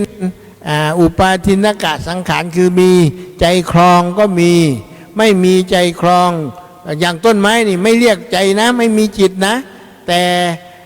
สามารถที่จะเกิดแล้วก็ตายได้ส่วนที่ไม่มีทั้งอินทรีย์อย่างเอารูปปั้นสิ่งที่มนุษย์สร้างขึ้นมานี่มันก็ตกอยู่ในกฎของปฏิจจสมุปบาทเหมือนกันนั่นคือว่ามันจะต้องมีการเริ่มต้นแล้วก็อยู่ต่อไปแล้วก็สลายแล้วก็มันเริ่มใหม่ต่อไปเพราะฉะนั้นอันนี้แหละเราจึงเรียกว่ากฎของปฏิจจสมุปบาท ที่สำคัญที่สุดก็คือสิ่งที่ฝรั่งนักอะไรล่ะ นักวิทยาศาสตร์โลกตะวันตกที่เรารู้กันชื่อท่านชื่อไอน์สไตน์เนี่ยท่านก็บอกแล้วว่าพระพุทธศาสนาจะเป็นผู้อธิบายโลกในยุคต่อไปให้โลกเข้าใจเพราะอะไรเพราะว่าพุทธเจ้าท่านตรัสสิ่งที่เป็นเหตุแล้วก็สิ่งที่เป็นผลเป็นต้นกำเนิดของสิ่งทั้งหลายถ้าหากว่าขาดสิ่งที่เป็นเหตุสิ่งที่เป็นผลแล้วนี่เราไม่รู้จะไปโมเมเอาอะไรมาเป็นต้นสายปลายเหตุเพราะฉะนั้นในการเทศนาเรื่องปฏิจจสมุปบาทในพระไตรปิฎกนี่พระพุทธเจ้าจึงเริ่มเอาอวิชชามาเป็นต้นเหตุจนไปถึงมรณะโสกเทวะนั่นเป็นเรื่องรายละเอียดต่อไปเพราะฉะนั้นจึงอยากจะทำความเข้าใจกันกับท่านผู้ฟังทางบ้านว่าปฏิจจสมุปบาทเป็นกฎผมใช้คำว่าเขาเรียกว่าภาษาอังกฤษเขาใช้คำว่า universal causation มันเป็นเรื่องของเหตุและผลสากลนั้นหมายความว่าอะไรก็ตามมันตกอยู่ภายใต้เกณฑ์หรือว่าตกอยู่ภายใต้กฎเกณฑ์ของปฏิจจสมุปบาททั้งนั้นนี่คือสาเหตุของการอธิบายเทศนาปฏิจจสมุปบาทเป้าหมายนั่นก็คือว่าพระองค์ต้องการที่จะแสดงให้เห็นว่าโลกนี้ไม่มีพระเจ้าเป็นคนสร้างเอาพูดง่ายๆเมื่อตั้งทฤษฎีนี้ไว้อธิบายได้ไงพุทธเจ้าก็ยกเอากฎของปฏิจจสมุปบาทนี่มาเป็นหลักในการอธิบายนั่นหมายความว่าอธิบายแบบวงกลมไม่อธิบายแบบเริ่มต้นและสุดท้ายเพราะทุกอย่างมันไม่มีอะไรเริ่มต้นเมื่อหาจุดเริ่มต้นไม่ได้แล้วจะไปเอาจุดสุดท้ายได้ยังไงอันนี้ก็เป็นสิ่งที่พอหอมปากหอมคอเอามาฝากท่านผู้ฟังทางบ้านเพื่อให้ได้เข้าใจง่ายขึ้นอีกหน่อยขอบคุณครับขอบคุณอาจารย์ดร.บุญเพ็ญเกตที่ทำให้ได้เข้าใจปฏิจจสมุปบาทอย่างเข้าใจง่ายยิ่งขึ้นครับท่านผู้ฟังที่เคารพครับองค์ของปฏิจจสมุปบาทได้แก่อวิชชาสังขารวิญญาณนามรูปสลายตนะผัสสะเวทนาตัณหาอุปทานภพชาติครับเราจะเข้าใจว่าสิ่งนั้นคืออะไรก็ต้องดูลักษณะของเขารูปก็มีลักษณะอย่างหนึ่งจิตก็มีลักษณะเฉพาะของเขาแล้วก็เจตสิก52ดวงมีลักษณะประจำตัวทั้งสิ้นถ้าเราอ่านลักษณะได้จำได้ว่าอันนั้นต้องเป็นเวทนาแน่นอนจะเป็นสังขารไม่ได้เพราะอะไรเพราะดูลักษณะของเขาเรียบร้อยแล้วครับเราจะมาศึกษาถึงลักษณะพิเศษที่เรียกว่าลัคนาทิจตุกะที่อยู่ในองค์ปฏิจจสมุปบาททั้งสองขอเชิญอาจารย์สุรภาครับแสดงลักษณะรสปัจจุปทานและปัฏฐานของอวิชชา 1. อาญานลัคนามีความไม่รู้เป็นลักษณะหรือเป็นปฏิปักษ์ต่อปัญญาเป็นลักษณะ 2. สัมโมหะนรสาทำให้ธรรมที่ประกอบกับตนและผู้ที่โมหะกำลังเกิดอยู่นั้นมีความหลงหรือมืดมนเป็นนิจ 3. ฉาทนะ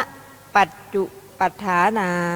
เป็นธรรมชาติที่ปกปิดสภาวะที่มีอยู่ในอารมณ์นั้นๆเป็นอาการปรากฏในปัญญาของบัณฑิตทั้งหลาย 4. อาสวะปัฏฐานามีอาสวะ3เป็นเหตุใกล้เว้นตัวเองต่อไปเป็นลักษณะของสังขารนะคะ 1. อภิสังขลักขณามีการปรุงแต่งเป็นลักษณะ 2. อยูหณรสามีการพยายามให้ปฏิสนธิวิญญาณเกิดหรือพยายามให้ธรรมที่เป็นผลซึ่งได้แก่รูปนามที่เป็นหมวดเป็นกองเกิดขึ้นเป็นกิจ 3. เจตนาปัจจุปัฏฐานาเป็นธรรมชาติที่ชักนำกระตุ้นเป็นอาการปรากฏในปัญญาของบัณฑิตทั้งหลาย 4. อวิชชาปทัฏฐานามีอวิชชาเป็นเหตุใกล้ต่อไปเป็นของวิญญาณนะคะ 1. วิชานะลักขณังมีการรู้อารมณ์เป็นพิเศษจากสัญญาและปัญญาลักษณะเป็นลักษณะ 2. ปุพังคมรสังเป็นประธานแก่เจตสิกและกรรมชรูปเป็นกิจ 3. ปฏิสนธิปัจจุปัฏฐานังมีการติดต่อระหว่างภพเก่าและภพใหม่เป็นอาการปรากฏ 4. สังขารปัฏฐานังวาวัฏฐารัมมณปัฏฐานังมีสังขาร3เป็นเหตุใกล้หรือมีวัตถุ6กับอารมณ์6เป็นเหตุใกล้นามนะ1. นะมะนลักขณังมีการน้อมไปสู่อารมณ์เป็นลักษณะ 2. สัมปโยคะรสังมีการประกอบกับวิญญาณและประกอบกันเองโดยอาการที่เป็นเอกุปัฏฐตาเป็นต้นเป็นกิจ 3. อวินิโพคะปัจจุปฐานัง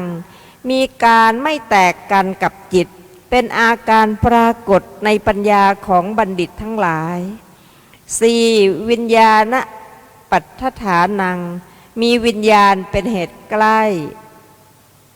รูป 1. รูปณลักขณังมีการสลายแปรปรวนเป็นลักษณะ 2. วิกรณรสังมีการแยกออกจากกันได้เป็นกิจ 3. อัพยากตะปัจจุปฐานังมีความเป็นอัพยากตะธรรมหรือมีความไม่รู้อารมณ์เป็นอาการปรากฏในปัญญาของบัณฑิตทั้งหลายหรืออเจตนาอัพยากตาสิเอตัฏฐะอารัมอนารัมมณตาวาอัพยากตาทัตถภา 4. วิญญาณปัฏฐานังมีวิญญาณเป็นเหตุใกล้ของสลายตนะเป็นเหตุใกล้นะฮะต่อไปสลายตนะ 1. อายตนะลักขณังมีการกระทบหรือมีการทำให้วัฏฏะสงสารยืนยาวเป็นลักษณะ 2. ทัศนรสังทัศนาริรสังขออภัยทัศนาธิรสังมีการยึดอารมณ์ของตนเป็นกิจมีการเห็นเป็นต้นเป็นกิจแสดงโดยอ้อม 3. วัตถุทวารภาวะปัจจุปฐานังมีความเป็นวัตถุและทวารของปัญจวิญญาณธาตุมโนธาตุมโนวิญญาณธาตุตามสมควรเป็นอาการปรากฏในปัญญาของบัณฑิตทั้งหลาย 4. นามรูปปัฏฐานังมีเจตสิกและกรรมชรูปเป็นเหตุใกล้ต่อไปเป็นผัสสะนะ 1. หุสนลักขโนมีการกระทบอารมณ์เป็นลักษณะ 2. สังคตะนรโสมีการทำให้จิตกับอารมณ์ติดต่อกันเป็นกิจ 3. สังคติปัจจุปฐานโนมีการประชุมร่วมกันระหว่างวัตถุอารมณ์และวิญญาณเป็นอาการปรากฏในปัญญาของบัณฑิตทั้งหลาย 4. สลายตนะปทัฏฐานโนมีอัจฉติกายตนะ6เป็นเหตุใกล้เวทนา 1. อนุภวะลักขณามีการเสวยอารมณ์เป็นลักษณะ 2. วิสยรสสัมโภคะรสามีการเสวยรสของอารมณ์เป็นกิจ 3. สุขะทุกขะปัจจุปฐานามีความสุขและความทุกข์เป็นอาการปรากฏในปัญญาของบัณฑิตทั้งหลาย 4. ผัสสะปทัฏฐานามีผัสสะเป็นเหตุใกล้ตัณหาเหตุลักขณามีการเกิดมีการเป็นเหตุแห่งของทุกข์ทั้งปวงเป็นลักษณะ 2. อภินนัตนะรสามีความยินดีพอใจในอารมณ์ภูมิและพบเป็นกิจ 3. อติตะภาวะปัจจุฐานังปัจจุปฐานามีความไม่อิ่มในอารมณ์ต่างๆของจิตหรือบุคคลเป็นอาการปรากฏในปัญญาของบัณฑิตทั้งหลาย 4. เวทนาปทัฏฐานามีเวทนาเป็นเหตุใกล้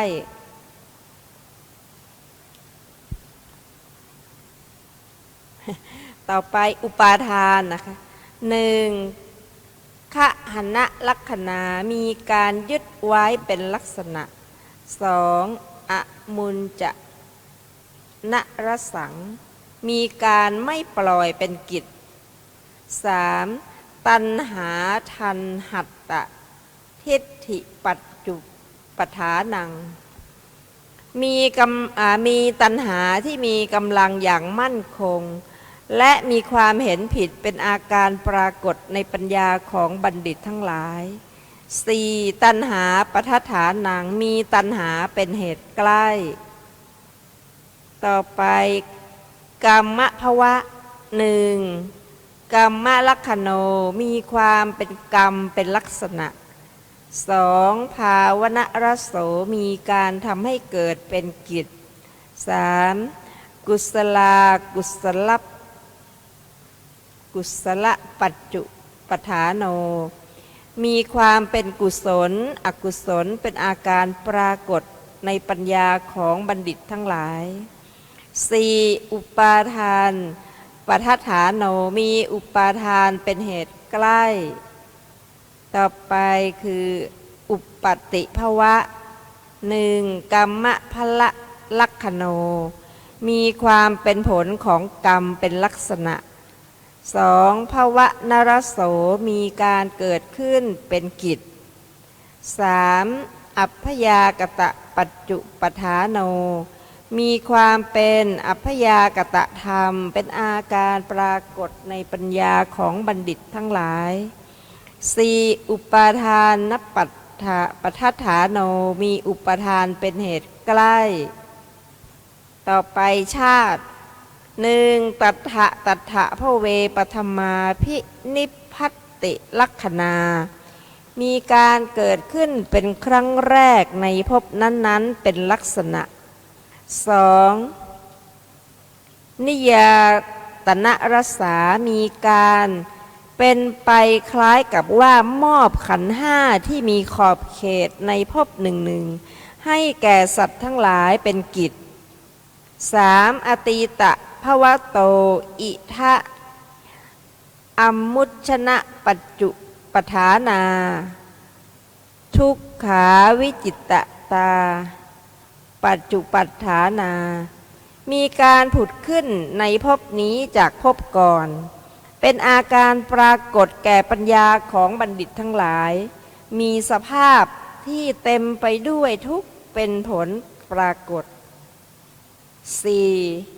อุปจิตตนามรูปปัฏ ฐานามีนามรูปที่เกิดขึ้นครั้งแรกเป็นเหตุใกล้ของต่อไปชราหนึ่งขันธปริปากาลัคคณามีความแก่ของขันธ์ห้าที่ปรากฏอยู่ในปัจจุบันพบเป็นลักษณะสองมรณูปณะยะนะรสามีการทำให้เข้าไปใกล้ความตายเป็นกิจสามโยพันนะวินาสัปปะจุปทานามีสภาพทำลายซึ่งวัยที่ดีเป็นอาการปรากฏในปัญญาของบัณฑิตทั้งหลายสี่ปริปัจจมานะรูปปัฏฐานามีรูปที่มีกำลังแก่เป็นเหตุใกล้ต่อไปลักษณะของมรณะหนึ่งจุติลักขณังมีการเคลื่อนย้ายจากภพที่ปรากฏอยู่เป็นลักษณะสองวิโยครสังมีการจากกันกับสิ่งมีชีวิต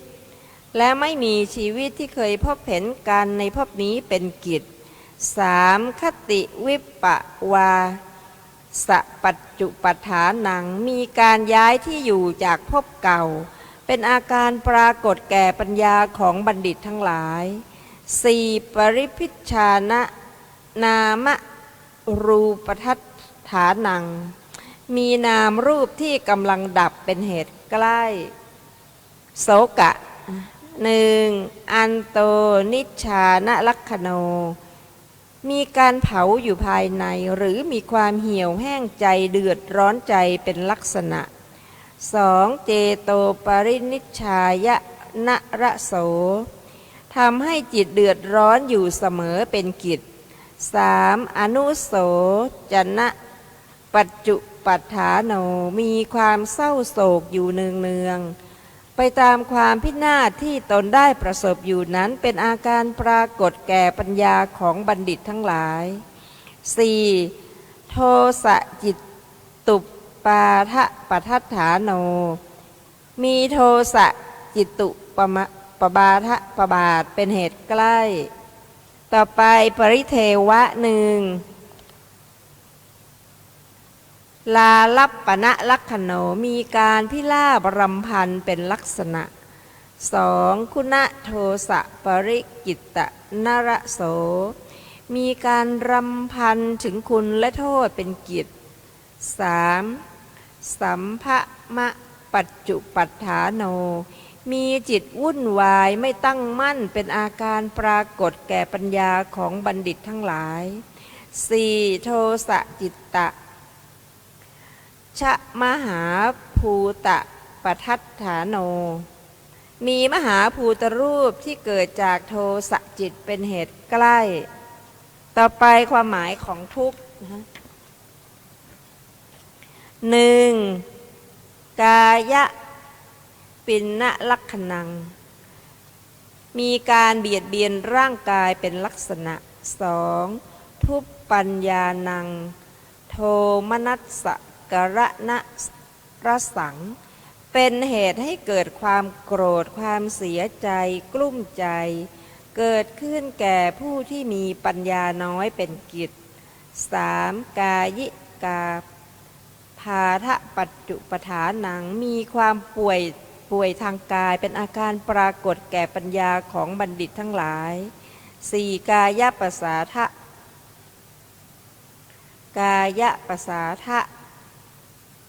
ปัฏฐานังมีกายประสาทเป็นเหตุใกล้ต่อไปความหมายของ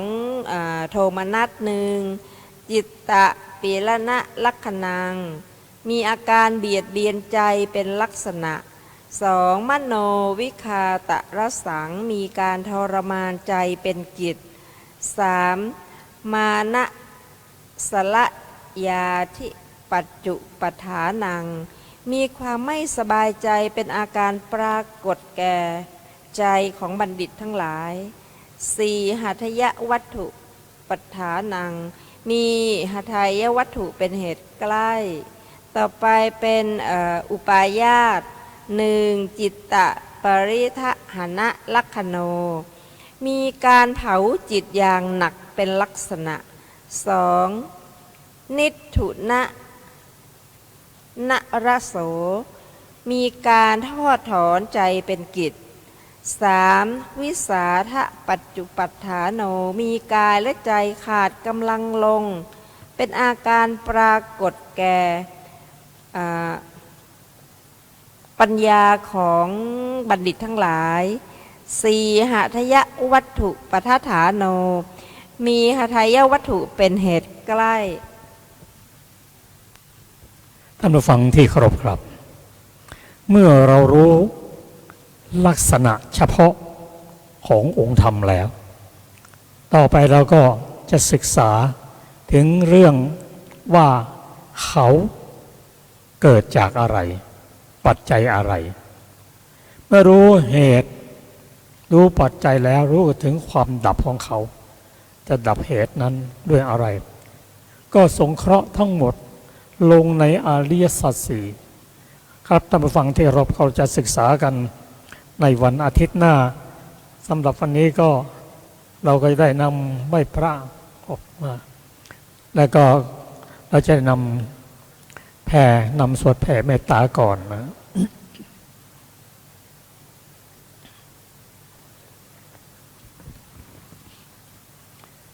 คำอุทิศส่วนกุศลสัตว์ทั้งหลายไม่มีที่สุดไม่มีประมาณจงมีส่วนแห่งบุญที่ข้าพเจ้าได้ทำในบัดนี้และแห่งบุญอื่นที่ได้ทำไว้ก่อนแล้วคือจะเป็นสัตว์เหล่าใดซึ่งเป็นที่รักใคร่และมีบุญคุณเช่นมารดาบิดาของข้าพเจ้าเป็นต้นก็ดีที่ข้าพเจ้าเห็นแล้ว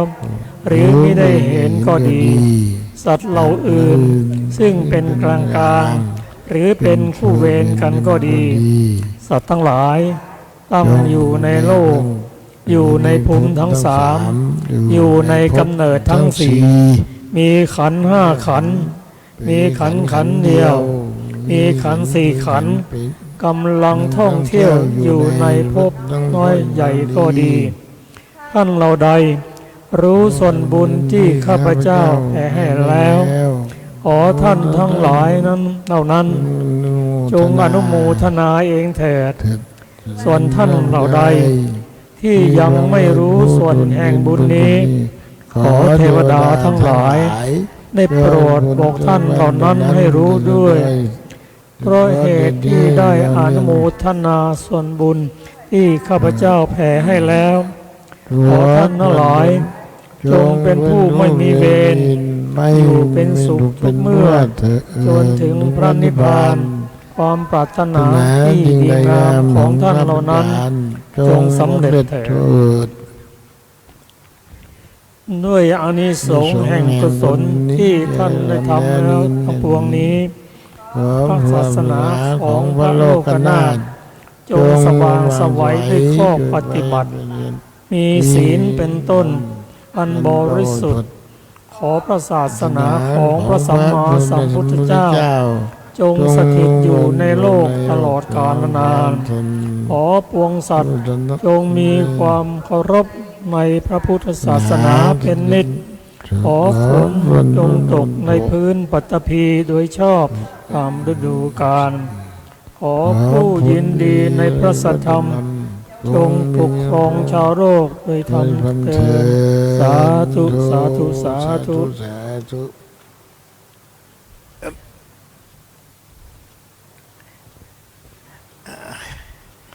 อะระหังสัมมาสัมพุทโธ